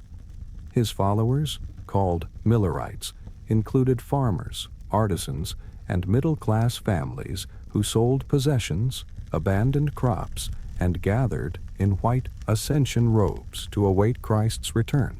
They held camp meetings, published newspapers, and created detailed charts mapping biblical prophecy to historical events, convincing an estimated 50,000 to 100,000 Americans of the imminent end times. Some believers climbed mountains or trees to be closer to heaven during the expected rapture, while others spent final nights in prayer vigils and hymn singing. When October 22nd passed without Christ's appearance, the great disappointment devastated the movement, with many abandoning their faith entirely, while others formed new denominations, including Seventh-day Adventists and Jehovah's Witnesses. Former Millerites faced ridicule, financial ruin, and community ostracism, while critics mocked their ascension robes and failed predictions. The movement's collapse became a cautionary tale about date-setting prophecy, yet its emphasis on biblical literacy and social reform influenced American Protestantism for generations. You're witnessing the festival of Totec in the Aztec capital, where priests performed history's most gruesome transformation ritual, wearing the freshly flayed skins of sacrificial victims to symbolize agricultural renewal and spiritual rebirth. The Flaying of Men ceremony honored Totec, the flayed lord who governed agricultural cycles through his own death and resurrection. Carefully selected warriors captured in battle were treated as living gods for weeks before their sacrifice, given the finest food, clothing, and companions while knowing their fate. The ritual began with heart extraction atop temple pyramids, followed by the meticulous removal of the victim's skin in a single piece by expert priest surgeons using obsidian blades. These human hides were then worn by dancers for 20 days, the skin gradually decomposing and falling away to reveal the reborn person beneath, symbolizing seeds sprouting from earth. Participants painted themselves gold and red, wore elaborate feathered costumes, and performed complex choreographed battles that reenacted cosmic struggles between life and death. The ceremony culminated with arrow sacrifice, where victims were tied to scaffolds and shot with arrows, their blood feeding the earth to ensure abundant harvests. Spanish conquistadors were so horrified by these rituals that they made their prohibition a central justification for conquering the Aztec Empire, viewing the practices as evidence of demonic possession requiring immediate Christian intervention. You're entering dark German forests where medieval women allegedly gathered for nocturnal sabbats, creating the archetypal witch mythology that would inspire centuries of persecution across Europe. In the Thuringian forests of medieval Germany, chroniclers reported discovering organized groups of women who met regularly for elaborate ceremonies involving devil worship, ritual cannibalism, and weather magic that could destroy crops or livestock across entire regions. These alleged covens featured detailed hierarchies with high priestesses, novice initiates, and specialized roles for different magical practices, creating what inquisitors claimed was a shadow church devoted to Satan rather than Christ. The women supposedly traveled to their meetings by flying on broomsticks coated with magical ointments, transforming into animals for supernatural speed, or being carried by demons who served as their supernatural transportation. Their sabbats allegedly included ritual feasting on unbaptized infants, sexual orgies with Satan himself, and the preparation of magical potions using ingredients like ground human bones, menstrual blood, and exotic herbs gathered during specific moon phases. Inquisitors documented elaborate confessions describing these activities in precise detail, though modern scholars recognize these accounts as products of torture, suggestion, and theological fantasy rather than genuine religious practices. The Thuringian witch trials provided templates for later persecutions across Europe, with their detailed descriptions of Sabbat activities becoming standard elements in witch trial testimonies from Scotland to Spain. These forest gatherings, whether real or imagined, shaped European concepts of organized witchcraft that influenced art, literature, and popular culture for centuries. How did alleged forest gatherings in medieval Germany become the foundation for European witch mythology? You're gathering in hidden rooms across 16th century Europe, where a Dutch mystic created an underground church so secret that members attended regular services while practicing their true faith in complete concealment. Hendrik Nicolaes founded the Familists around 1540, teaching that believers could achieve divine perfection through spiritual rebirth that made formal religious observance unnecessary. Members practiced Nicodemism, outward conformity to whatever local religion prevailed while maintaining inner spiritual truth known only to fellow initiates. They met in homes, barns, and workshops, using business meetings and family gatherings as cover for their true religious activities. The family developed elaborate coded letters, used biblical names as pseudonyms, and maintained networks across England, France, and Germany through merchant and artisan connections. Queen Elizabeth I's government hunted them relentlessly after discovering their influence among court officials and London craftsmen. Members faced torture and execution for refusing to renounce their beliefs, yet the movement survived through careful compartmentalization. Most members knew only their immediate circle.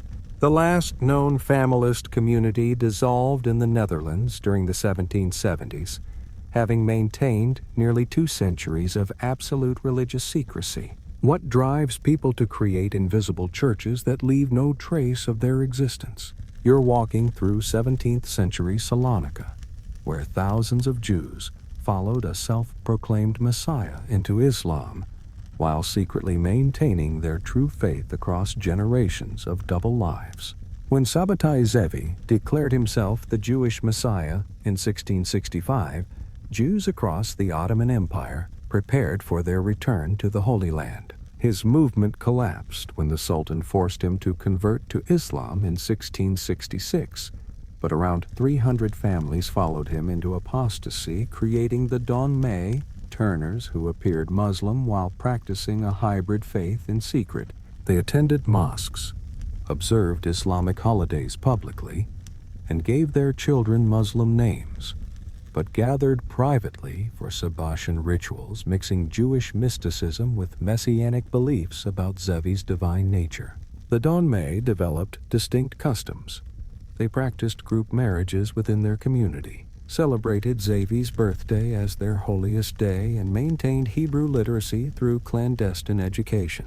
They became influential in Ottoman commerce, politics, and later the Young Turk movement, with some historians claiming Donmei participation in modernizing the empire. The community survived into the 20th century, finally dissolving when population exchanges after World War I scattered families across different countries, ending nearly 3 centuries of successful religious deception. How did a failed Messiah's followers maintain their hidden faith longer than most empires lasted? You're entering Celtic strongholds across ancient Gaul, where warriors collected human heads as sacred trophies, believing that preserving enemies' heads captured their souls and transferred their power to the victors. Celtic warriors practiced ritual decapitation of fallen enemies, preserving heads through smoking, salt curing, or cedar oil treatment, before displaying them in special shrines, doorways, and temple complexes throughout their territories. They believed the head contained the soul's essence, making preserved heads sources of supernatural power that could provide protection, wisdom, and spiritual strength to their possessors. Archaeological evidence from sites like Roca Pertus reveals elaborate skull displays with carved niches designed specifically for human heads, suggesting sophisticated religious architecture devoted to ancestor veneration and war trophy exhibition. The cult involved complex rituals where heads of honored enemies were consulted as oracles, with priests interpreting their responses through divination techniques that guided military strategy and tribal decisions. Roman writers described Celtic feasts, where preserved heads were brought out during important ceremonies, with hosts demonstrating their valor by recounting the battles where each head was won. The practice horrified Roman sensibilities, providing justification for military conquest of Celtic territories whose barbaric customs allegedly threatened civilized society. When Romans conquered Gaul, they systematically destroyed head shrines and banned the practice, forcing surviving Celtic tribes to abandon traditions their ancestors had maintained for centuries. How did Celtic warriors transform battlefield victories into permanent spiritual power through ritual preservation of enemy souls? You're marching with peasant armies across 15th century Bohemia, where followers of an executed heretic created military communes so revolutionary they terrified every crowned head in Europe. After Jan Hus's execution in 1415, his radical followers established the fortified city of Tabor, practicing primitive Christianity that abolished private property, social hierarchy, and traditional marriage. Their religious services featured communion with both bread and wine, a practice forbidden to lay people, and hymn singing that could reportedly be heard for miles across the countryside. They developed military techniques using war wagons arranged in mobile fortresses, combined with disciplined infantry armed with flails, crossbows, and early firearms. Their community elected its own priests, rejected papal authority completely, and welcomed peasants, artisans, and minor nobles fleeing feudal oppression. Under leaders like John Zizka, they defeated multiple crusading armies sent by the Holy Roman Emperor, inspiring similar movements across Central Europe. The moderate Hussites eventually allied with Catholics to crush the Taborites at Lipany in 1434, ending their 15-year experiment in religious communism. How did a heretical city-state develop military innovations that influenced European warfare for centuries? You're discovering buried jars in 4th century Egyptian desert, where monks hid forbidden Christian writings that revealed dramatically different versions of Jesus' teachings and early church practices. The Nag Hammadi discovery in 1945 revealed 52 Gnostic texts hidden since around 367 CE, when Athanasius ordered the destruction of all non-canonical Christian writings. These included the Gospel of Thomas, containing 114 sayings attributed to Jesus, emphasizing inner spiritual knowledge over institutional authority, and the Gospel of Mary, depicting Mary Magdalene as Jesus' closest disciple and recipient of secret teachings. Gnostic communities had practiced Christianity, emphasizing personal revelation, gender equality, and religious leadership, and belief that salvation came through gnosis, direct knowledge of divine truth, rather than faith or good works. They conducted elaborate initiation ceremonies, practiced sacred marriage rituals, symbolizing spiritual union, and maintained that the material world was created by a false god called the Demiurge. Orthodox Christianity, establishing itself through institutional hierarchy and standardized doctrine, declared Gnosticism heretical and ordered the burning of their scriptures. The buried library at Nag Hammadi represents one community's desperate attempt to preserve their alternative version of Christianity before it vanished forever. What would Christianity look like today if the Gnostic version had become orthodox instead?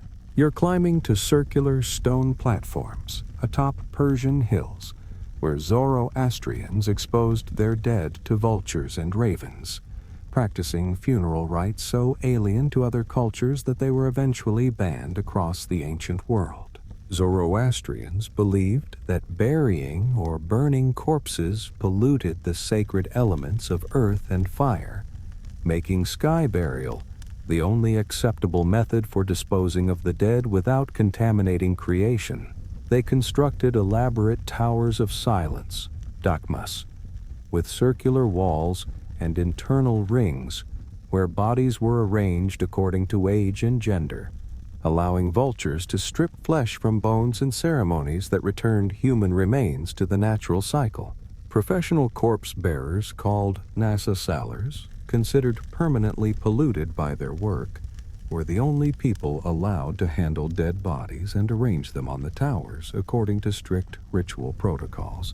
The bones, cleaned completely by scavenging birds, would then be collected and placed in central ossuaries, where they remained until completely decomposed, ensuring that no trace of human remains contaminated the pure elements. Zoroastrian communities maintained these towers for over a millennium, with professional bird keepers ensuring adequate vulture populations and ritual specialists overseeing proper ceremonies that guided souls to their afterlife destinations. Islamic conquest of Persia gradually restricted the practice, with Muslim authorities viewing sky burial as barbaric and un-Islamic, forcing Zoroastrian communities to seek remote locations for their ancestral funeral rites. Modern Zoroastrian communities in India continue modified versions of sky burial despite urban development that has reduced vulture populations and made traditional practices increasingly difficult to maintain. How do ancient funeral practices survive when the natural world they depend on disappears due to modernization? You're entering candlelit chambers in early 20th century Europe, where occultists practice sexual magic they claim unlocks cosmic consciousness, creating a secret society that attracted artists, intellectuals, and sexual revolutionaries. The OTO, founded by German industrialist Karl Kellner around 1895, originally focused on tantric and alchemical practices before Aleister Crowley transformed it into a vehicle for his religion of Thelema, based on the principle, "Do what thou wilt shall be the whole of the law." The order's highest degrees involved elaborate sexual rituals, supposedly derived from ancient fertility religions, with participants using sexual energy to achieve magical states and communicate with supernatural intelligences. Crowley established temples across Europe and America, attracting members including rocket scientist Jack Parsons, filmmaker Kenneth Anger, and numerous artists drawn to its promise of spiritual liberation through transgression. The rituals combined elements of ancient Egyptian religion, Hindu Tantra, and modern psychology, conducted in chambers decorated with magical symbols and presided over by robed officers using ceremonial weapons. Governments monitored the order suspiciously, particularly during World War I, when Crowley's anti-Christian rhetoric and German connections aroused intelligence agencies. Despite persecution and internal schisms, the OTO survived Crowley's death and continues today, though most groups now emphasize philosophical rather than sexual magical practices. How did ancient fertility rituals become the foundation for modern occult orders that challenge conventional morality? You're gathering in hidden locations across 13th century Europe, where mystics claimed union with God freed them from all moral law, creating a spiritual movement so dangerous the Inquisition spent centuries hunting its adherents. The Free Spirit movement taught that souls could achieve such complete unity with the divine that sin became impossible. Perfect beings could commit any act without spiritual consequence because their will had merged with God's.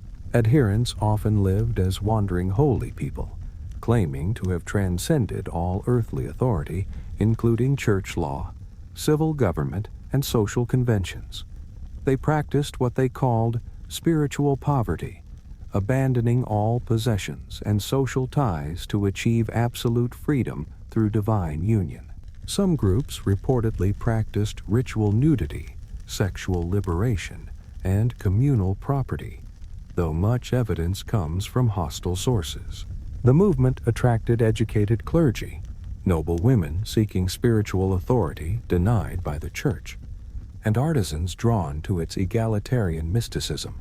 Pope Clement V condemned them in 1311, launching inquisitorial campaigns that continued for centuries across Germany, France, and the Low Countries. The most famous adherent, Marguerite Porete, was burned in Paris in 1310 for refusing to recant her mystical writings. Her book, The Mirror of Simple Souls, influenced later mystics across Europe, despite official prohibition. When does spiritual perfection become so absolute that it destroys the moral foundations of the society that produced it? You're spinning in ecstatic circles within Russian peasant huts, where believers practiced such violent religious dancing that they achieved mystical states, allowing ordinary people to become vessels for Christ's Spirit. The Klisti emerged in 17th century Russia, teaching that through proper spiritual preparation, believers could become temporary incarnations of Christ or the Holy Mother. Their secret gatherings, called ships, featured hours of increasingly frenzied circular dancing, spinning, and jumping until participants collapsed in mystical trances, during which they spoke prophetically and performed healing miracles. Members practiced strict asceticism between meetings, celibacy, vegetarianism, and frequent fasting, to purify themselves for divine possession. They believed the Orthodox Church had become corrupted, and that true Christianity required direct spiritual experience rather than institutional mediation.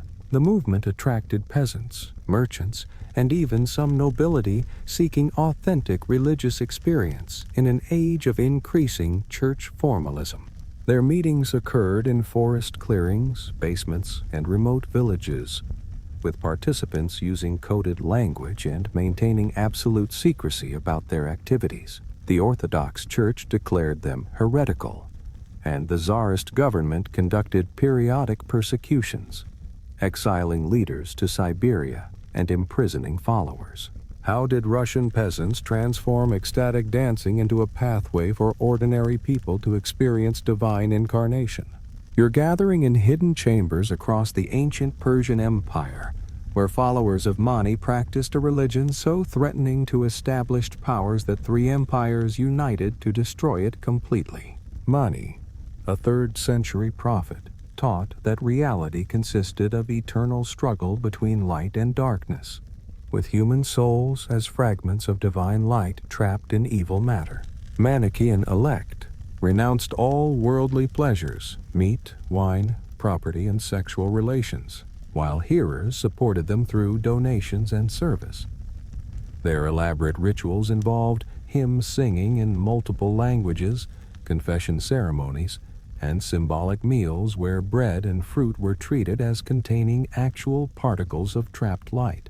The religion spread rapidly along Silk Road trade routes, establishing communities from Spain to China through networks of traveling merchants and missionaries. The Sassanid Persians executed Mani in 276 CE.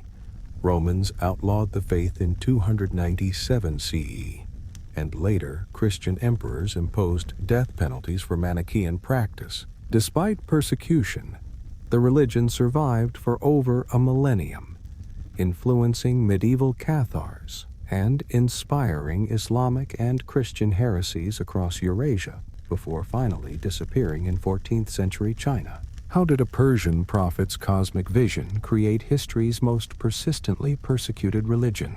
You're entering the heavenly palace of 1850s Nanjing, where Chinese revolutionaries created history's most radical gender experiment, separating 20 million people by sex, while promising absolute equality between men and women. Hong Xiuquan, believing himself Christ's younger brother, established the Taiping Heavenly Kingdom with revolutionary marriage laws that shocked traditional Chinese society. Men and women lived in separate quarters throughout the kingdom, meeting only for approved procreation ceremonies conducted with religious solemnity. The Taiping banned foot binding, prostitution, and arranged marriages while allowing women to hold government positions, military commands, and religious authority equal to men. Their sacred calendar included coupling festivals when married couples could reunite briefly under supervised conditions designed to produce children for God's kingdom. Women officers commanded female armies, administered separate civil governments, and conducted their own religious services parallel to male hierarchies. These practices horrified Confucian traditionalists who viewed gender separation and female authority as cosmic disorder threatening civilization itself. When imperial forces recaptured Nanjing in 1864, they executed thousands of Taiping women leaders and reimposed traditional marriage customs, ending 14 years of China's most radical social experiment. How did religious revolution transform the most traditional society on Earth into history's first gender-equal state? You're entering hidden lodges across the Ottoman Empire, where elite soldiers practiced Sufi mysticism so unorthodox that traditional Islamic scholars considered them barely Muslim at all. The Janissaries, the Sultan's elite infantry corps, developed deep connections with the Bektashi Sufi order, whose mystical practices horrified Orthodox Islamic authorities. Bektashi lodges served wine during religious ceremonies, allowed women to participate unveiled in mixed gatherings, and taught that all religions contained equal truth. Their initiation rituals combined Islamic elements with pre-Islamic Turkish shamanism and Christian symbolism, including ceremonial meals reminiscent of communion and reverence for Ali as a Christ-like figure. Janissaries would gather in these lodges for spiritual guidance, participating in whirling dances, reciting mystical poetry, and receiving blessings from Bektashi teachers called Babas. The order's influence over the empire's most powerful military force alarmed conservative religious authorities who repeatedly petitioned the Sultan to suppress these heretical practices.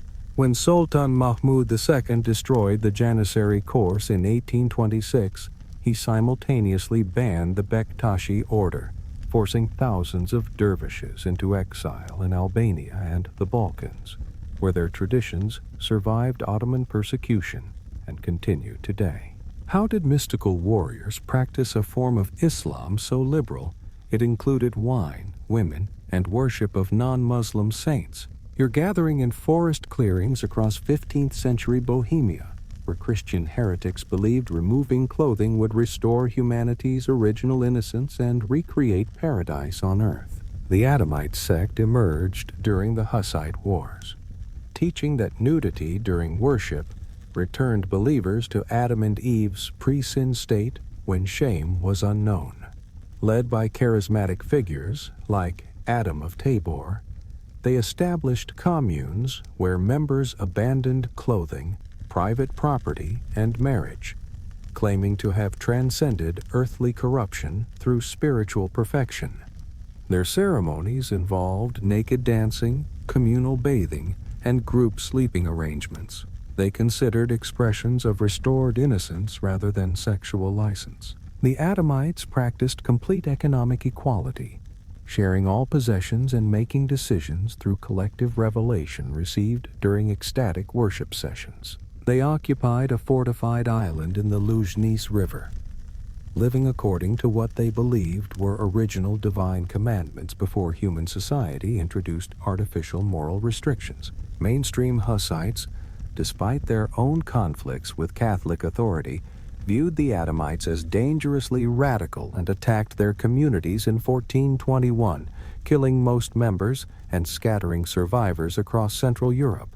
What drives people to believe that removing clothing can remove the spiritual consequences of humanity's original sin? You're joining peasant uprisings across 6th century Persia, where a Zoroastrian priest preached that private property was the root of all evil, creating a religious revolution that nearly toppled the Sassanid Empire. Mazdak taught that Ahura Mazda intended perfect equality among humans, making private ownership of property and women a violation of divine law.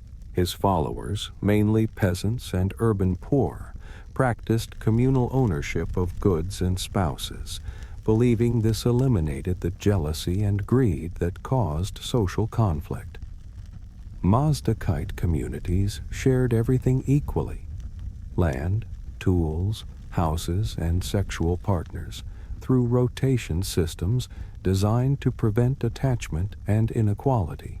The movement spread rapidly during famines and social unrest, attracting hundreds of thousands who burned tax records, redistributed noble estates, and established egalitarian communes.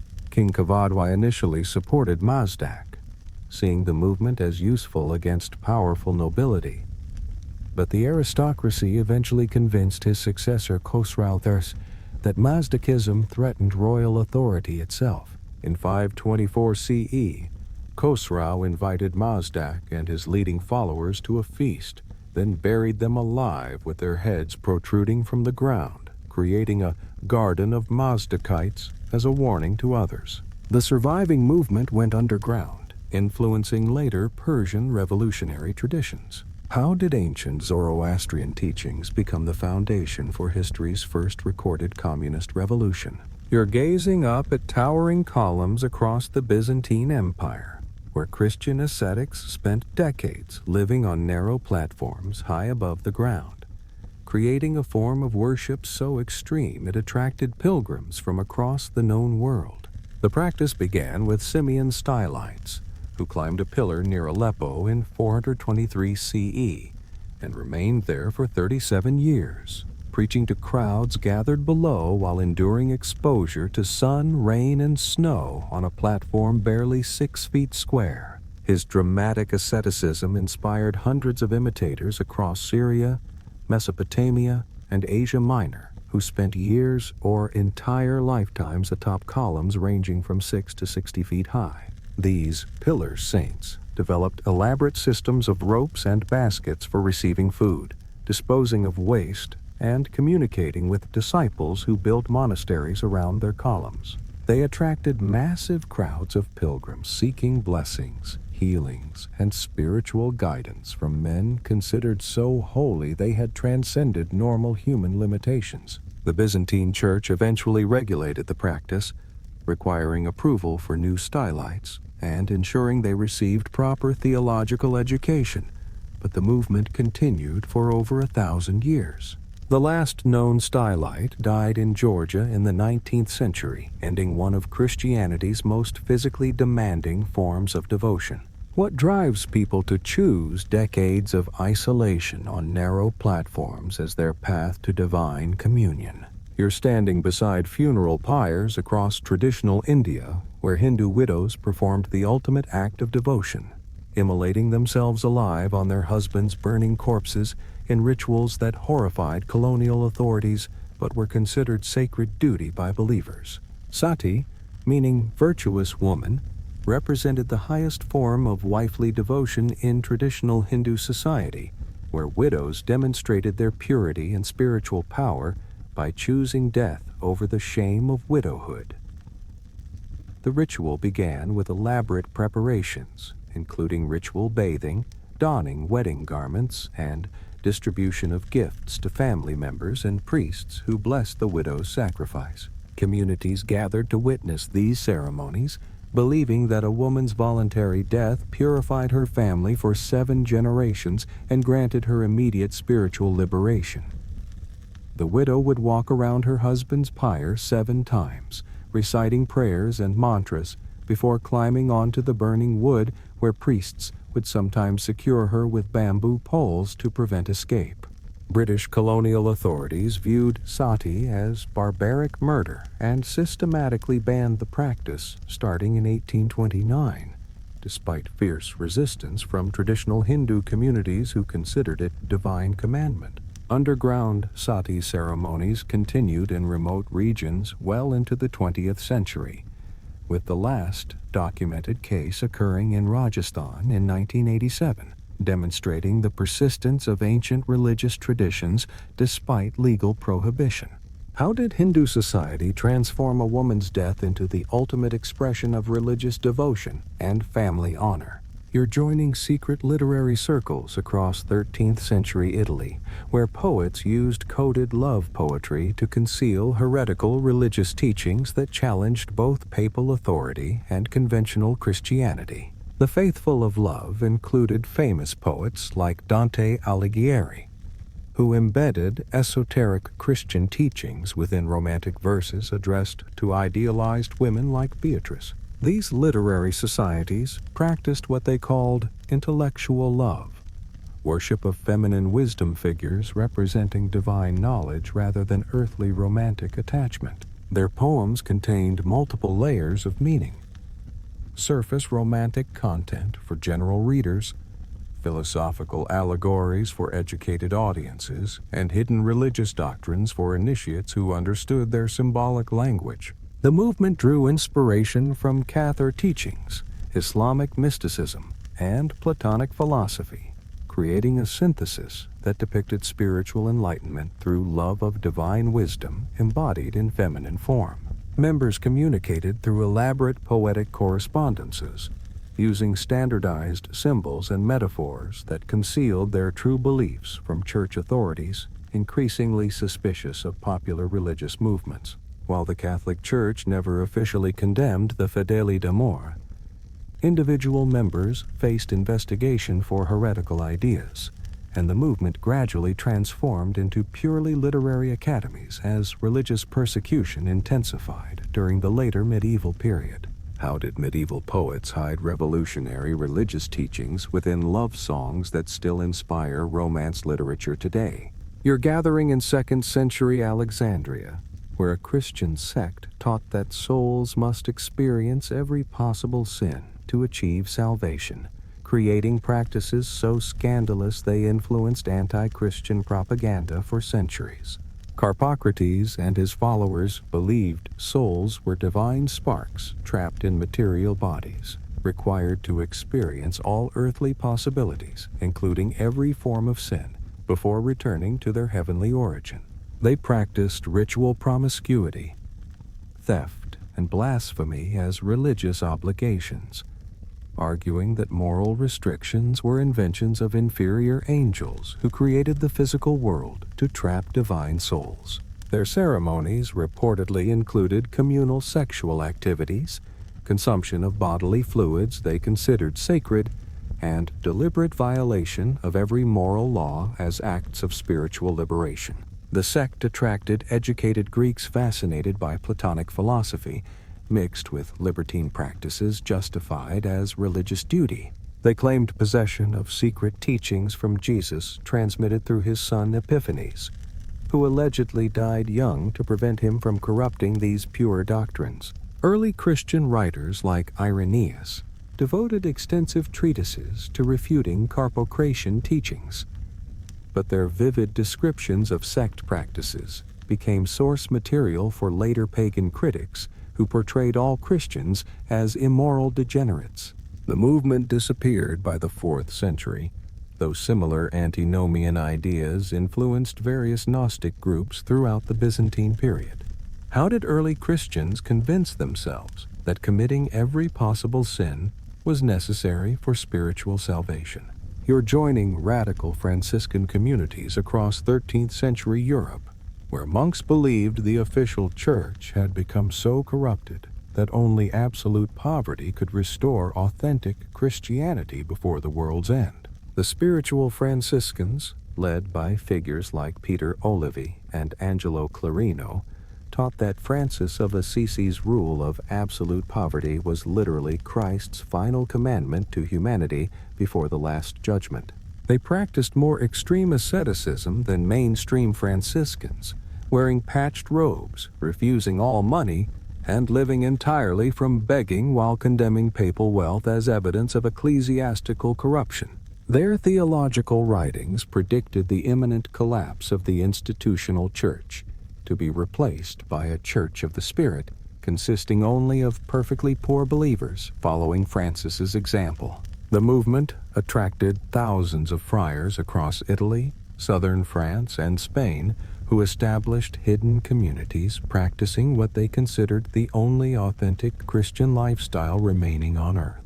Pope John XXII declared their teachings heretical in 1317, ordering the arrest of spiritual leaders and the dissolution of their communities.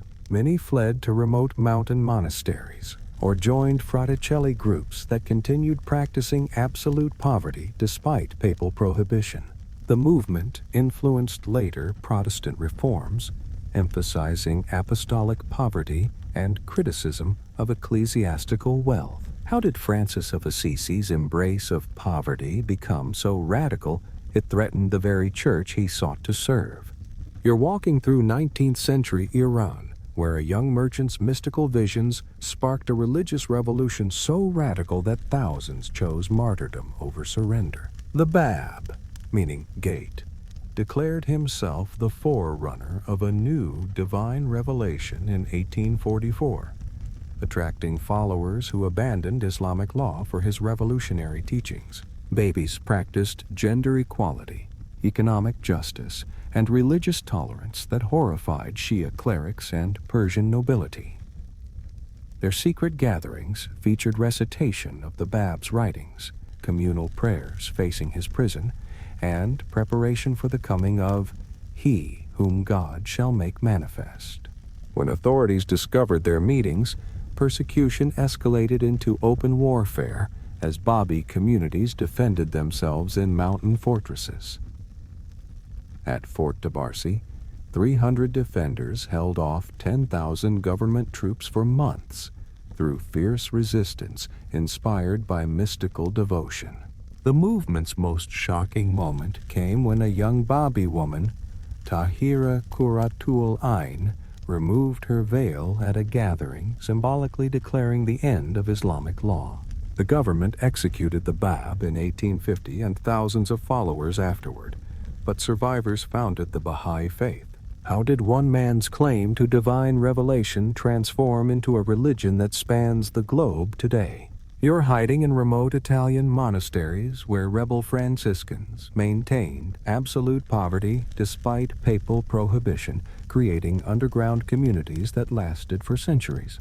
When Pope John XXII declared Franciscan poverty heretical in 1323, groups of friars refused to accept papal authority over their interpretation of St. Francis's teachings. These fraticelli, meaning little brothers, established hidden communities throughout central Italy, practicing the extreme asceticism they believed Francis had mandated. They lived entirely from begging, wore patched robes, owned no property, and conducted their own ordinations since mainstream Franciscans had corrupted the order. Their secret chapels featured services in Italian rather than Latin, communion using ordinary bread and wine obtained through charity, and readings from Francis's writings they considered more authentic than papal decrees. The movement attracted lay people seeking spiritual authenticity amid ecclesiastical corruption, creating networks of safe houses and sympathizers. Inquisitors hunted them relentlessly, burning leaders like Fra Dolcino and imprisoning hundreds of followers. Despite persecution, Fraticelli communities survived until the 16th century, inspiring later Protestant movements emphasizing apostolic poverty. What drives monks to risk death rather than accept their own pope's interpretation of their founders' teachings? You're gathering in hidden forest chapels where Russian Orthodox believers maintained ancient rituals banned by their own church, creating the largest religious schism in Slavic history. When Patriarch Nikon reformed Russian Orthodox practices in 1652, millions of believers rejected changes they viewed as corrupting ancient traditions. These old believers, or Raskolniki, refused to use Nikon's corrected service books, maintained two-finger rather than three-finger crossing, and continued spelling Jesus' name in Church Slavonic as their ancestors had. They established secret communities in remote forests, conducted illegal marriages and baptisms, and ordained their own priests when the official church excommunicated them. Some groups practiced self-immolation rather than submit to reformed practices, believing the end times had arrived when the church itself became heretical. The most extreme sect, the Bespopovtsi, rejected all sacraments administered by corrupted clergy, living without marriage or formal religious services while awaiting Christ's return. Tsarist authorities persecuted them brutally, yet old believer communities survived in Siberian forests, Arctic settlements, and foreign colonies. Today, their descendants maintain 17th-century Russian customs in places like Alaska, Oregon, and Brazil. How did liturgical changes create such passionate resistance that believers chose exile over compromise? You're joining processions through medieval Prague where followers of a martyred priest demanded communion wine for lay people, sparking Europe's first successful religious revolution. Jan Hus's execution in 1415 for heresy triggered Bohemian uprisings centered on communion in both kinds, giving lay people both bread and wine during Mass, a privilege reserved for clergy. Hussites believed this practice restored apostolic Christianity and rejected papal authority over sacramental law. Their services featured hymn singing in Czech rather than Latin, sermons emphasizing social justice, and communion administered to entire congregations, including children. 4 Hussite articles demanded vernacular preaching, lay communion, clerical poverty, and punishment of public sins, regardless of social rank. When the Catholic Church declared war on them, Hussite armies developed revolutionary military tactics using war wagons and disciplined infantry that defeated multiple crusading armies. Their movement split between moderate Utraquists seeking church reform and radical Taborites establishing communist religious communities. The Council of Basel finally granted Hussite demands in 1436, making Bohemia the first European region to successfully challenge papal supremacy through armed resistance. How did the simple demand for communion wine become Europe's first successful religious revolution? You're entering Confucian temples in 17th century China, where Jesuit missionaries allowed converts to honor ancestors and participate in traditional ceremonies, creating Christianity's most controversial cultural experiment. Matteo Ricci and fellow Jesuits developed accommodation strategies, allowing Chinese Christians to maintain Confucian practices they interpreted as civil rather than religious ceremonies. Chinese converts could honor ancestors at family shrines, participate in Confucian rituals, and use traditional terms for God without violating Christian doctrine. This approach attracted thousands of educated Chinese, including imperial officials who saw Christianity as compatible with Chinese civilization. Jesuit churches featured Chinese architectural styles, liturgies incorporated traditional music, and converts maintained their social obligations to extended families and communities. Dominican and Franciscan missionaries violently opposed these practices, arguing that ancestor veneration and Confucian ceremonies were fundamentally pagan and incompatible with Christian faith.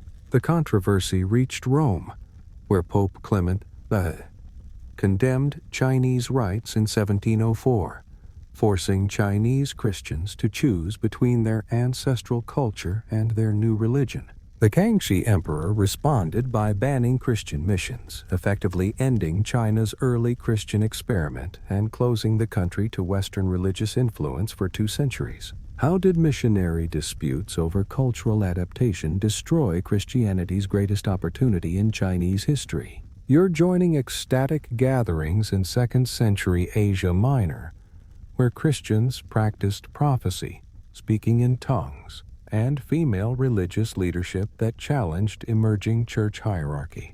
Montanus, a Phrygian priest, began prophesying around 156 CE that the New Jerusalem would soon descend to earth, accompanied by 2 women prophets, Prisca and Maximilla, who spoke in tongues and delivered divine revelations. Montanist communities practiced extreme asceticism, including prolonged fasting, celibacy, and preparation for imminent martyrdom during the expected end times. Their worship featured ecstatic prophecy, spontaneous speaking in tongues, and acceptance of new revelations that supplemented apostolic teachings. Women held leadership roles equal to men, delivering prophecies and administering sacraments in communities that emphasized charismatic gifts over institutional authority. The movement spread rapidly across Asia Minor and North Africa, attracting prominent theologians like Tertullian, who saw Montanism as authentic apostolic Christianity. Orthodox bishops condemned Montanist practices as excessive and dangerous, particularly their acceptance of continuing revelation and female religious authority. By the 4th century, imperial legislation banned Montanist gatherings, confiscated their property, and forced adherents to join Orthodox congregations, ending 2 centuries of charismatic Christian practice. How did early Christianity's most spirit-filled movement become its most condemned heresy? You're hiding in Armenian mountain villages where Christians practiced such radical theology that Byzantine emperors spent 3 centuries trying to eliminate them through war and forced relocation. The Paulicians emerged in 7th century Armenia, teaching that the material world was created by the evil demiurge described in Gnostic texts, making traditional Christian practices like veneration of crosses, icons, and relics forms of Satan worship.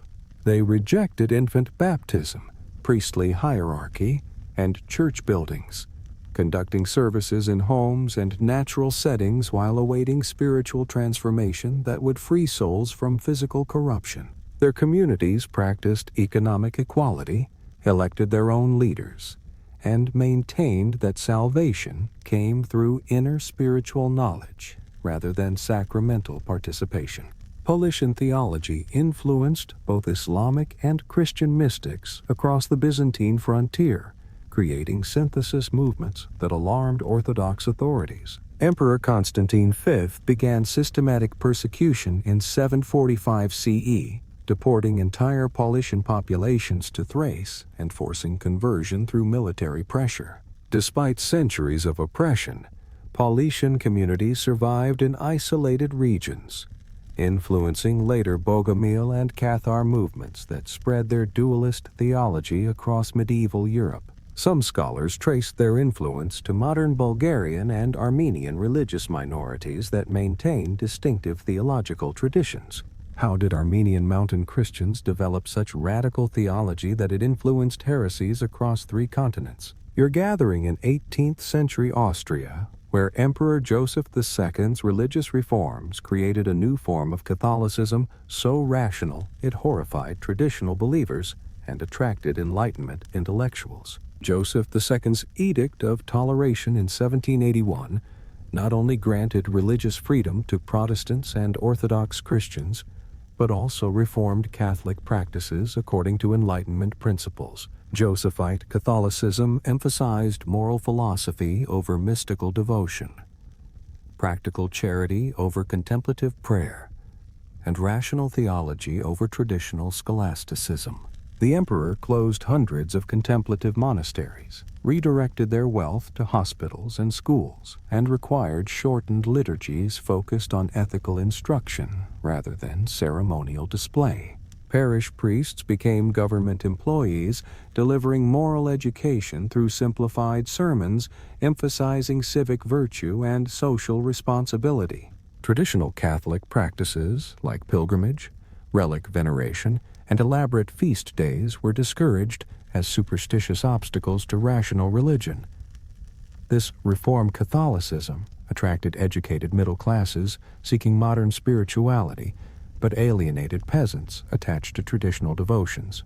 When Joseph died in 1790, his brother Leopold reversed many reforms under pressure from conservative bishops and popular resistance. However, Josephite ideas influenced liberal Catholic movements throughout the 19th century, contributing to Vatican II reforms that emphasized social justice and rational theology. How did an enlightened emperor transform Catholicism into a rational religion that barely resembled its medieval origins? You're joining secret Buddhist societies across imperial China, where peasants practiced meditation, vegetarianism, and preparation for Maitreya Buddha's arrival that authorities viewed as seditious conspiracy. The White Lotus tradition began as legitimate Buddhist devotion, but evolved into underground networks combining religious practice with social revolution. Members gathered in homes and temples for meditation sessions, vegetarian feasts, and recitation of scriptures predicting Maitreya Buddha's coming kingdom of peace and equality. Their practices included martial arts training, herbal medicine, and mutual aid societies that provided economic support during famines and social upheaval. White Lotus groups maintained strict secrecy through coded language, trusted intermediaries, and cell-like organization that prevented authorities from uncovering entire networks. Their theology promised that Maitreya's arrival would overthrow corrupt dynasties and establish a world where the righteous would rule and social harmony would prevail. Chinese governments repeatedly banned White Lotus activities, viewing their apocalyptic predictions and peasant organization as threats to imperial stability. Major uprisings in 1796, 1804, and 1813 convinced authorities that Buddhist sectarianism inevitably led to rebellion, resulting in systematic persecution that drove surviving groups deeper underground. Modern Chinese Buddhism still carries traces of White Lotus influence in its emphasis on lay practice and social engagement.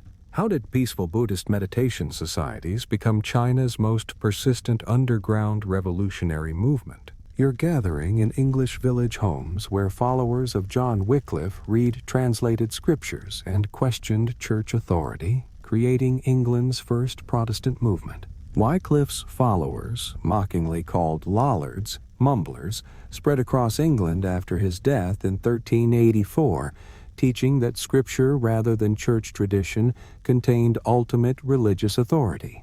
They met secretly in homes, barns, and workshops to read English translations of the Bible, discuss theological questions, and plan evangelical activities that challenged clerical privilege. Lollard communities included educated merchants, skilled artisans, and some minor nobility who rejected papal supremacy, clerical celibacy, and transubstantiation.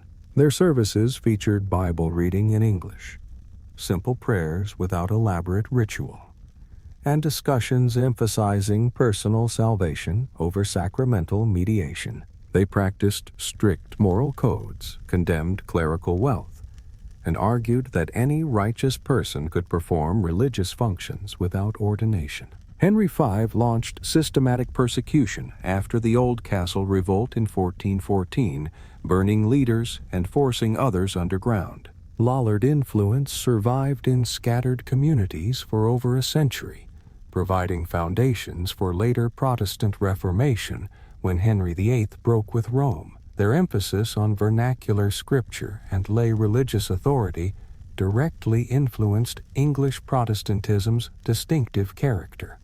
How did England's first Bible readers create the theological foundation for the nation's eventual break with Rome? You're walking through medieval Bulgarian mountains, where dualist Christians created Europe's most persistent heresy, teaching that Satan ruled the material world while God governed only heaven. The Bogomils emerged in 10th century Bulgaria under priest Bogomil, combining Christian theology with ancient Gnostic beliefs that the physical universe was Satan's creation. They rejected church hierarchy, sacraments, and material possessions as tools of demonic deception, meeting secretly in homes and forest clearings for simple prayer services. Their ceremonies featured readings from apocryphal gospels, communal meals of bread and water, and spiritual instruction emphasizing inner purification over external ritual. Members lived as wandering preachers, artisans, and farmers who appeared orthodox while practicing radical theology in secret. They believed marriage, childbirth, and even church buildings trapped divine souls in corrupt matter, making celibacy and poverty spiritual necessities. Byzantine and Bulgarian authorities persecuted them relentlessly, yet Bogomil influence spread across the Balkans and into Western Europe, inspiring Cathar movements in France and Italy. Their dualist cosmology survived in Balkan folk traditions, influencing Orthodox mysticism and nationalist movements that viewed foreign rule as manifestations of cosmic evil. How did Bulgarian mountain dwellers create a theology so compelling it influenced European heresy for 5 centuries? You're entering hidden study chambers in medieval Jewish communities, where mystics attempted dangerous spiritual journeys to God's throne, creating practices so perilous that rabbis banned them to protect practitioners' sanity. Merkabah mysticism involved elaborate meditation techniques designed to transport the soul through 7 heavenly palaces to witness God's divine chariot, described in Ezekiel's vision. Practitioners underwent strict purification, including fasting, ritual bathing, and recitation of sacred names, while seated in specific postures, surrounded by protective amulets and circles. The journey required navigating angelic guardians who would destroy unworthy souls, using secret passwords, divine names, and magical seals to pass each celestial gate. Sessions could last days, with mystics experiencing visions of crystal seas, fiery beings, and the divine throne surrounded by incomprehensible glory. Many practitioners suffered mental breakdown, permanent madness, or death from spiritual shock, leading rabbinical authorities to restrict the practices to mature scholars of proven mental stability. The Talmud records 4 rabbis who entered the celestial garden. 1 died, 1 went mad, 1 became a heretic, and only Rabbi Akiva emerged safely. Medieval Jewish communities maintained these traditions in secret, passing down techniques through trusted lineages, while public authorities discouraged or banned such dangerous mystical experimentation. How did Jewish mystics develop spiritual techniques so powerful they could destroy the minds of those who attempted them? You're witnessing the Torobolium in underground Roman temples, where initiates stood in pits, while bulls were sacrificed above them, creating blood baptism rituals that promised spiritual rebirth through complete immersion in sacred gore. The cult of Magna Mater, imported from Asia Minor, featured the most visceral initiation ceremony in the Roman religious world. Candidates descended into specially constructed pits, covered with perforated wooden platforms, where sacred bulls were sacrificed, allowing hot blood to drench the initiate completely. Participants emerged from these underground chambers covered head to toe in blood, considered spiritually reborn and purified for 20 years. The ceremony required elaborate preparations, including ritual fasting, purification baths, and donation of expensive bulls specifically consecrated for the goddess. Wealthy Romans paid enormous sums for these initiations, believing the blood baptism granted divine protection, spiritual renewal, and favorable afterlife prospects. The blood-soaked initiates would emerge to cheering crowds who considered them temporarily divine, touching their bloodied garments for blessings and protection. Christian writers condemned these rites as demonic parodies of their own baptism, while traditional Romans viewed them as foreign corruptions of ancestral religious practices. Emperor Julian the Apostate participated in taurobolium ceremonies as part of his attempt to restore pagan religion, but Christian emperors eventually banned the practice as barbaric superstition incompatible with civilized society. How did ancient Romans convince themselves that bathing in animal blood could cleanse their souls? You're witnessing hundreds of people dancing themselves to death across medieval Europe, where mysterious compulsions created mass hysteria that authorities could only stop through religious intervention. The dancing plagues began in Aachen in 1374, spreading rapidly through the Rhine Valley as thousands of people began dancing uncontrollably in streets, churches, and marketplaces. Affected individuals danced for days without rest, their movements becoming increasingly frenzied and violent, until many collapsed from exhaustion or died from heart failure. Witnesses described dancers screaming for help while their bodies continued moving against their will, creating scenes of simultaneous celebration and terror. The epidemic affected entire communities, with participants claiming visions of saints, demons, or deceased relatives commanding them to dance. Authorities initially tried medical treatments, then organized religious processions, exorcisms, and pilgrimages to holy shrines as the only effective cures. Some outbreaks targeted specific social groups, young women, poor laborers, or religious minorities, suggesting underlying social tensions expressed through mystical possession. The dancing manias recurred sporadically across Europe for 2 centuries, with the last major outbreak in Strasbourg in 1518 affecting over 400 people, before finally disappearing from European culture. What social pressures could be so intense they manifest as uncontrollable bodily movements affecting entire populations? You're gathering in Spanish cellars where Jewish families maintained their ancestral religion for centuries after forced conversion, creating Christianity's most sophisticated double life. When Spanish Jews faced conversion or exile in 1492, thousands chose baptism while secretly maintaining Jewish practice in elaborate concealment systems. These Marranos, or New Christians, attended Catholic Mass publicly while conducting Jewish rituals in hidden basement synagogues, using Christian religious calendars to disguise Jewish holiday observances. They developed coded languages for discussing Judaism, prepared traditional foods using ingredients that appeared Christian, and taught Hebrew to children through games and songs that sounded like Catholic prayers. Families maintained kosher practices by claiming medical dietary restrictions, observed Sabbath through invented Catholic devotions, and passed down Jewish knowledge through oral traditions disguised as family stories. The Spanish Inquisition specifically targeted these crypto-Jews, using spies, torture, and family betrayals to uncover hidden Jewish practice across the empire. Despite persecution that lasted for centuries, Marrano communities survived in Spain, Portugal, and colonial territories, with some families maintaining Jewish traditions for over 400 years before finally emigrating to places where they could practice openly. How did Spanish Jewish families maintain their faith through 5 centuries of life-threatening deception? You're entering Albanian mountain lodges, where Islamic mystics practiced such liberal interpretations of religious law that Orthodox Muslims considered them barely Islamic.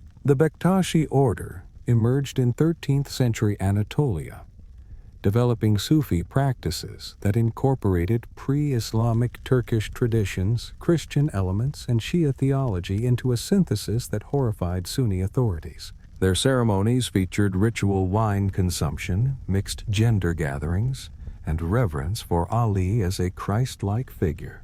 who represented divine truth.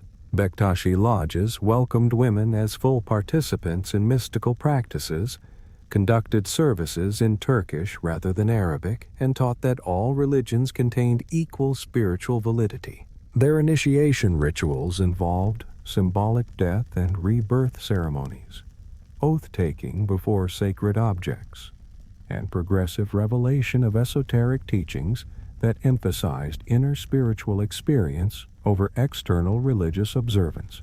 The order became closely associated with Janissary Military Corps, providing spiritual guidance to Ottoman elite forces through lodge networks spanning the empire. When Sultan Mahmud II destroyed the Janissaries in 1826, he simultaneously banned Bektashi activities, forcing thousands of dervishes into exile in Albania and the Balkans, where their liberal Islamic practices influenced local religious culture. How did Turkish Sufis create an Islamic tradition so unorthodox it included wine, women, and worship of Ali as divine?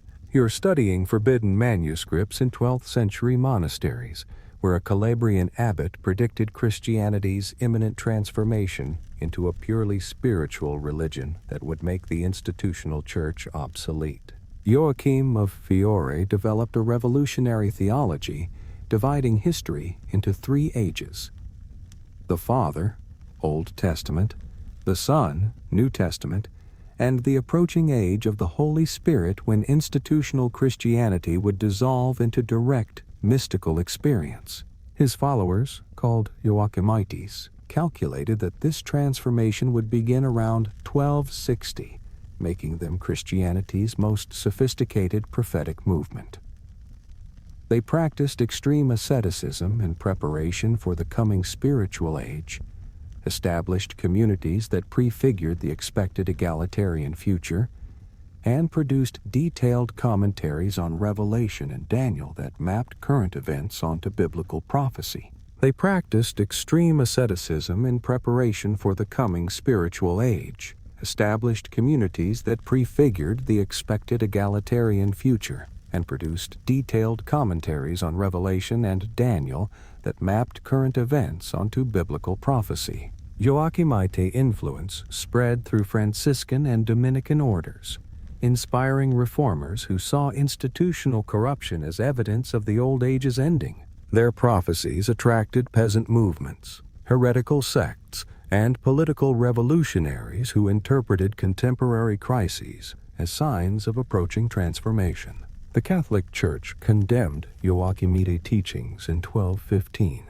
but their influence persisted in underground movements throughout the medieval period, inspiring later Protestant reformers and modern revolutionary ideologies that promised historical transformation through spiritual awakening. How did a medieval monk's mathematical calculations about divine history inspire centuries of revolutionary movements?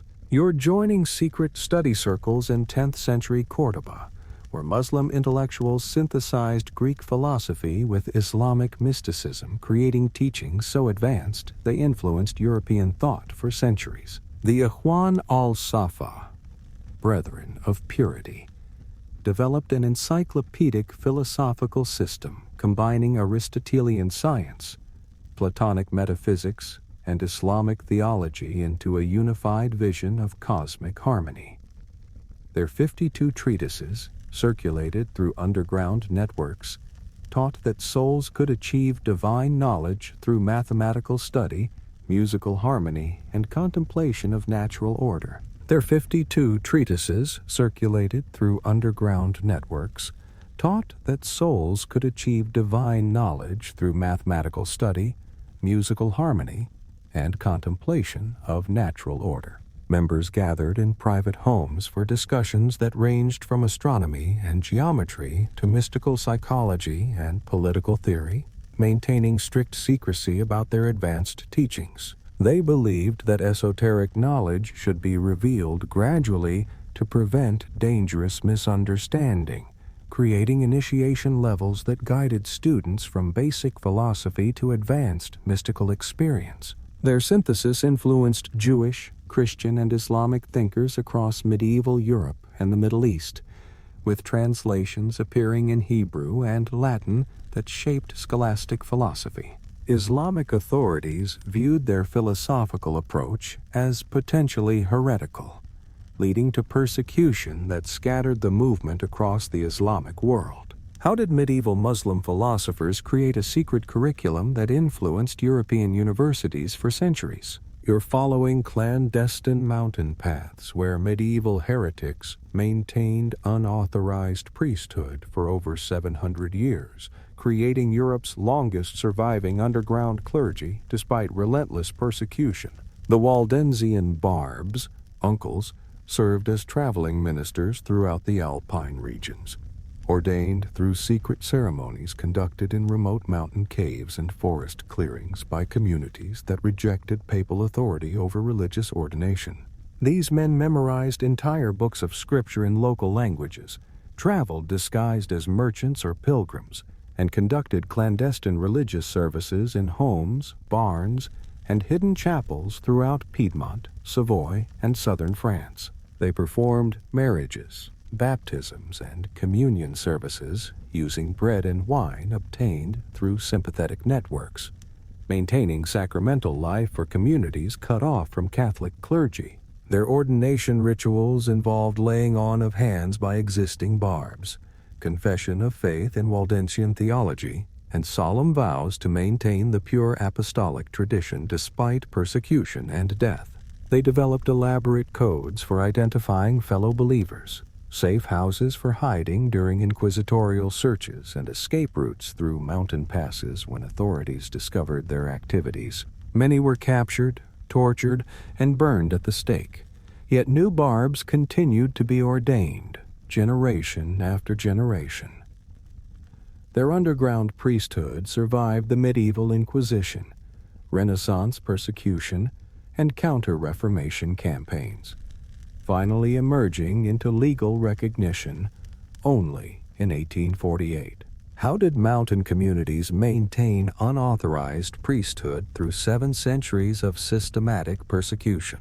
You're climbing through Rhodope Mountains where Bulgarian converts to Islam developed such unorthodox practices that both Christian and Muslim authorities considered them dangerous heretics. The Ishmaelites emerged in 17th century Bulgaria when some Orthodox Christians converted to Islam while maintaining Christian elements in their new faith, creating a synthesis that alarmed both religious communities.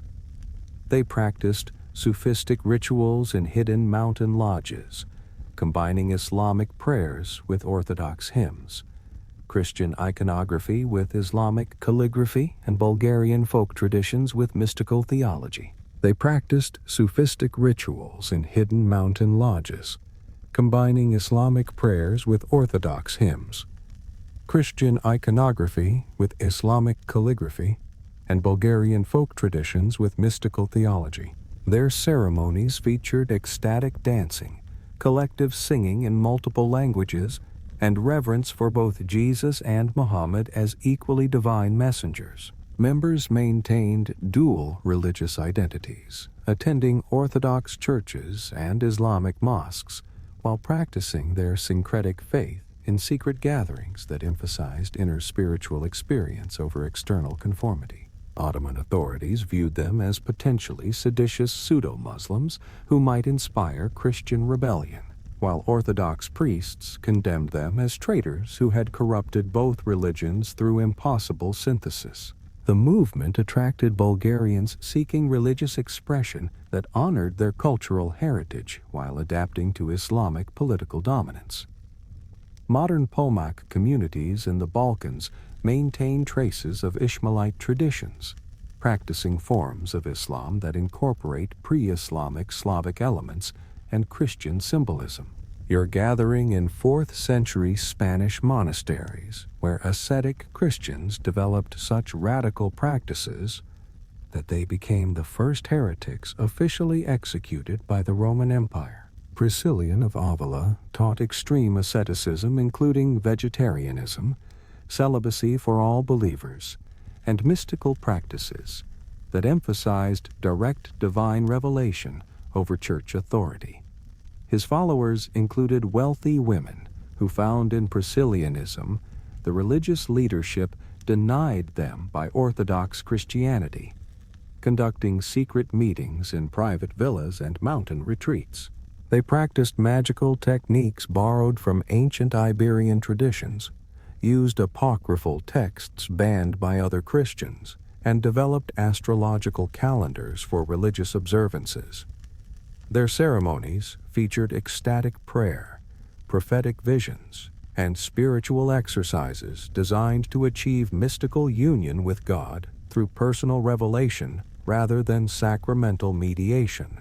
Spanish bishops condemned their practices as dangerous innovations, particularly their acceptance of women teachers and their use of non-canonical scriptures. Emperor Maximus ordered Priscillian's execution in 385 CE, making him Christianity's first heretic to face imperial death penalty. The movement survived underground for 2 centuries, influencing later Spanish mysticism and contributing to Iberian Christianity's distinctive character. How did Spanish ascetics become Christianity's first officially executed heretics for seeking too direct a relationship with God?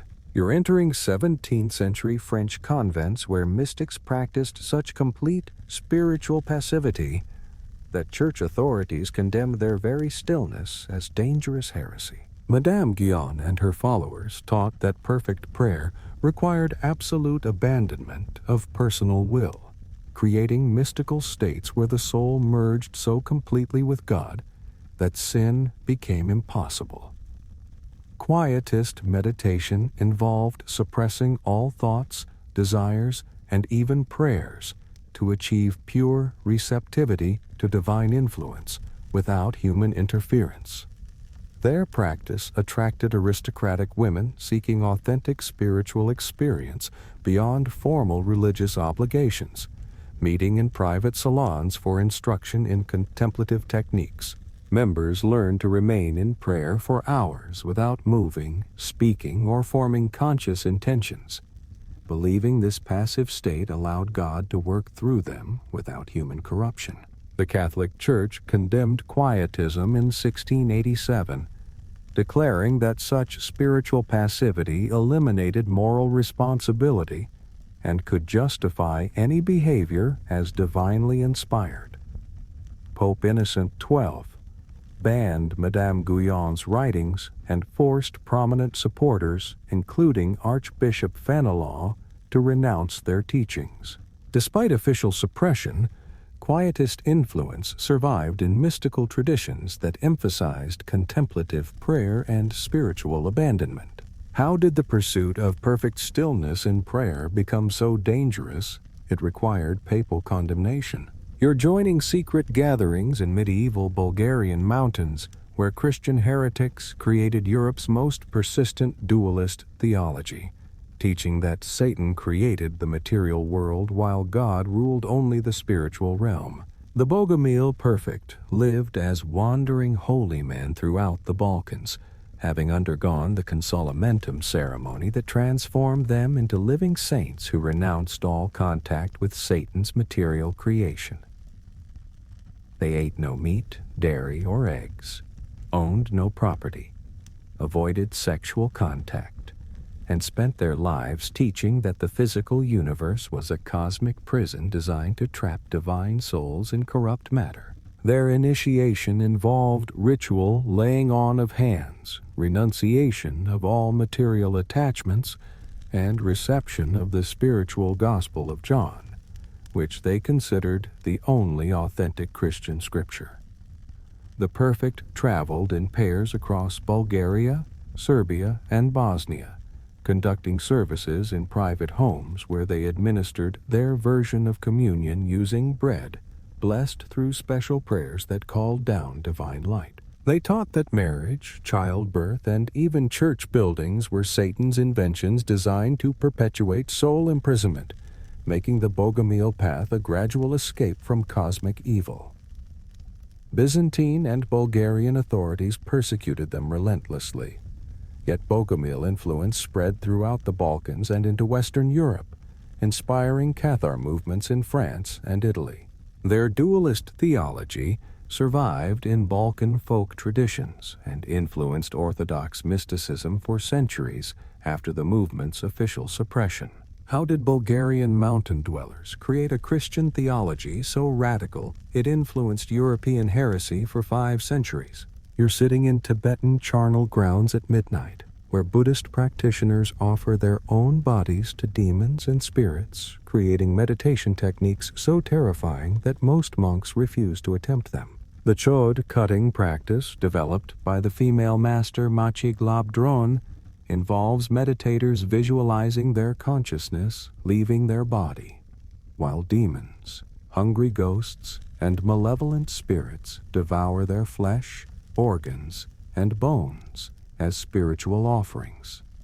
Practitioners travel to frightening locations, cemeteries, battlefields, haunted forests, and mountain precipices, where they perform elaborate rituals using thigh-bone trumpets, hand drums, and chanted invocations that summon supernatural beings. The meditation requires visualizing one's body transformed into an inexhaustible feast that satisfies all hungry spirits while generating compassion for beings trapped in suffering states. Advanced practitioners report encounters with actual demons, terrifying visions, and supernatural phenomena that test their spiritual stability and fearlessness in the face of ultimate dissolution. The practice aims to cut through ego attachment by confronting the ultimate fear, complete destruction of the self, while cultivating limitless generosity toward all sentient beings. Tibetan monastic authorities traditionally restricted chod to advanced practitioners who had completed years of preliminary training, viewing it as dangerous for unstable minds. Chinese authorities banned many Tibetan religious practices after 1950, forcing chod practitioners to maintain their traditions in secret while adapting ancient techniques to contemporary circumstances. How do Tibetan Buddhists transform their greatest fear into a path of spiritual liberation? You're kneeling beside graves in 18th century Paris, where Catholic pilgrims experienced such violent religious convulsions that the government had to close an entire cemetery to prevent mass hysteria. After Jansenist Deacon François de Paris died in 1727, miraculous healings began occurring at his tomb in Saint-Médard Cemetery, attracting thousands of Catholics seeking divine intervention for physical and spiritual ailments. Pilgrims experienced dramatic convulsions, spoke in tongues, prophesied against royal authority, and claimed supernatural strength that allowed them to withstand physical torture without pain. These convulsionaries included respectable middle-class women who would writhe on the ground for hours while delivering theological lectures beyond their education, creating spectacles that mixed religious devotion with public entertainment. Witnesses documented cases where convulsionaries could be beaten with clubs, pierced with swords, or crushed under heavy weights without apparent injury, leading to investigations by physicians and theologians seeking natural explanations. The phenomena spread beyond the cemetery to private homes, where secret convulsionary meetings continued despite government prohibition, with participants developing increasingly extreme practices including mutual flagellation and simulated crucifixions. King Louis XV finally ordered the cemetery closed in 1732, posting guards to prevent gatherings while underground convulsionary networks persisted for decades. What transforms individual religious experience into mass psychological contagion that threatens political stability? You're climbing remote Japanese mountains where Buddhist monks undertook the ultimate spiritual discipline, slowly mummifying themselves alive through years of preparation to achieve enlightenment in death. The practice of Sokushin Butsu involved monks gradually transforming their living bodies into natural mummies through extreme dietary restrictions and meditation practices designed to preserve their physical forms after death as testament to spiritual achievement. The process began with 1,000 days of eating only nuts, seeds, and mountain plants, while engaging in rigorous physical training to eliminate body fat and build spiritual discipline. The second phase involved another 1,000 days consuming only bark, roots, and pine needles while drinking poisonous tea made from urushi tree sap that preserved body tissues from internal decay. In the final stage, monks would enter underground chambers barely larger than their seated forms, equipped with breathing tubes and bells to signal they remained alive while meditating continuously until death. Successful practitioners emerged as naturally preserved mummies that followers venerated as living Buddhas, who had achieved ultimate spiritual transformation through voluntary suffering. The Meiji government banned the practice in 1879 as part of Buddhist reforms, though some monks may have continued secretly.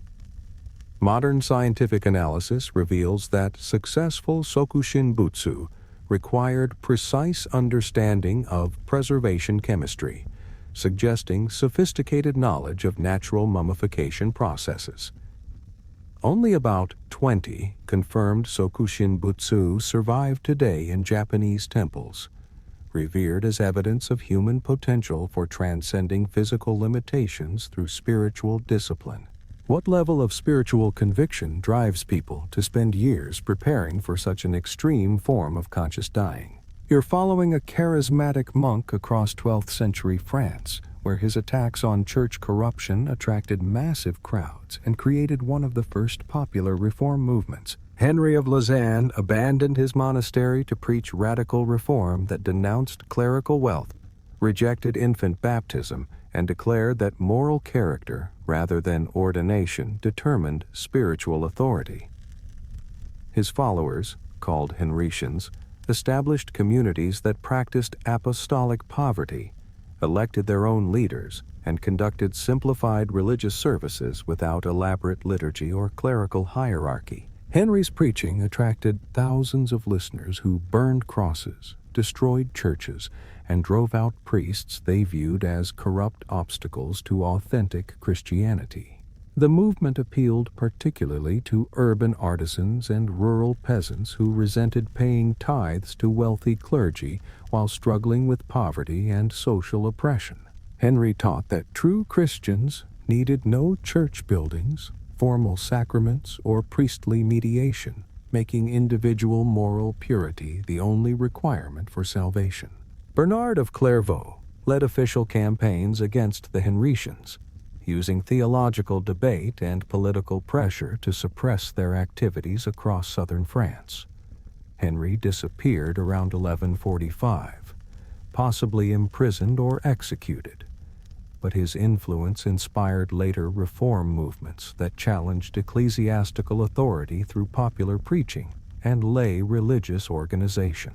How did one monk's criticism of church corruption become a mass movement that prefigured Protestant Reformation? You're studying in 13th century Paris, where university theologians developed such radical interpretations of divine nature that they were burned alive for teaching God existed in everything. Followers of philosopher Amalric of Bina taught that God was the essence of all existence, making every person, animal, and object a manifestation of divine being rather than separate creation.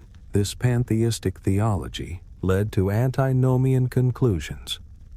If all actions were God acting through material forms, then sin was impossible, and moral law unnecessary for spiritually enlightened individuals.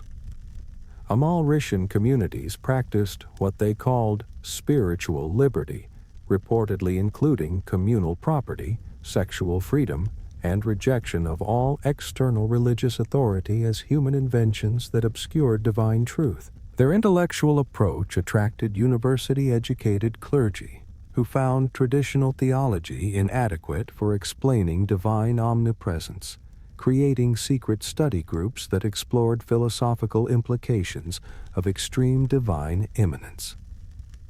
The movement spread through scholarly networks in Paris, influencing students and masters who disseminated these ideas across medieval Europe's intellectual centers. Pope Innocent III condemned Amalrician teachings in 1210, ordering the burning of Amalric's followers along with their books, making them among the first university intellectuals executed for philosophical heresy rather than political rebellion. How did medieval philosophers' logical conclusions about God's nature lead them to reject all moral law as divine illusion? You're joining peasant armies in 14th century northern Italy, where a charismatic leader proclaimed himself the angel of God, inspiring thousands to prepare for the world's imminent transformation. Fra Dolcino claimed divine revelation commanding him to restore apostolic Christianity through armed revolution against the corrupt church and secular authorities. His followers, the apostolic brethren, practiced communal ownership of property, rejected all church sacraments as invalid, and prepared for Christ's return through military training and spiritual purification.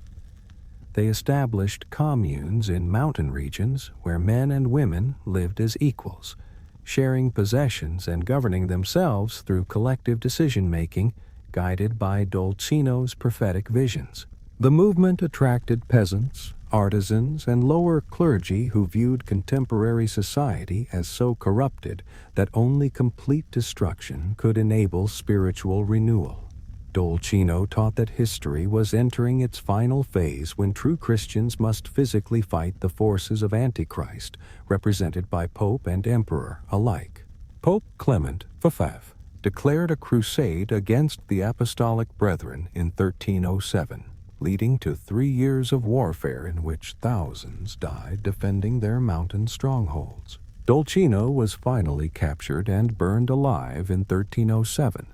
But his movement inspired later revolutionary groups that combined religious apocalypticism with social rebellion. How did one man's angelic visions inspire peasant armies to wage war against both church and state simultaneously? You're witnessing one of humanity's most mysterious spiritual practices across the Australian continent, where Aboriginal elders could allegedly kill enemies through ritual pointing of specially prepared bones, creating death magic that defied Western understanding. Aboriginal pointing bone ceremonies involved elaborate preparations where specially chosen bones from kangaroos, emus, or human remains were ritually empowered through complex songs, dances, and spiritual procedures that could take weeks to complete properly. The bone pointer, usually a senior lawman with extensive spiritual training, would conduct the death ritual by aiming the prepared bone at his target while reciting powerful songs that were believed to send supernatural forces across vast distances. Victims who learned they had been boned often died within days or weeks, apparently from pure psychological terror rather than any physical cause, creating one of the most documented examples of death by suggestion in anthropological literature. The ritual required precise knowledge of traditional law, spiritual relationships between clans, and complex procedures for empowering the bone through connection with ancestral spirits who carried out the actual killing.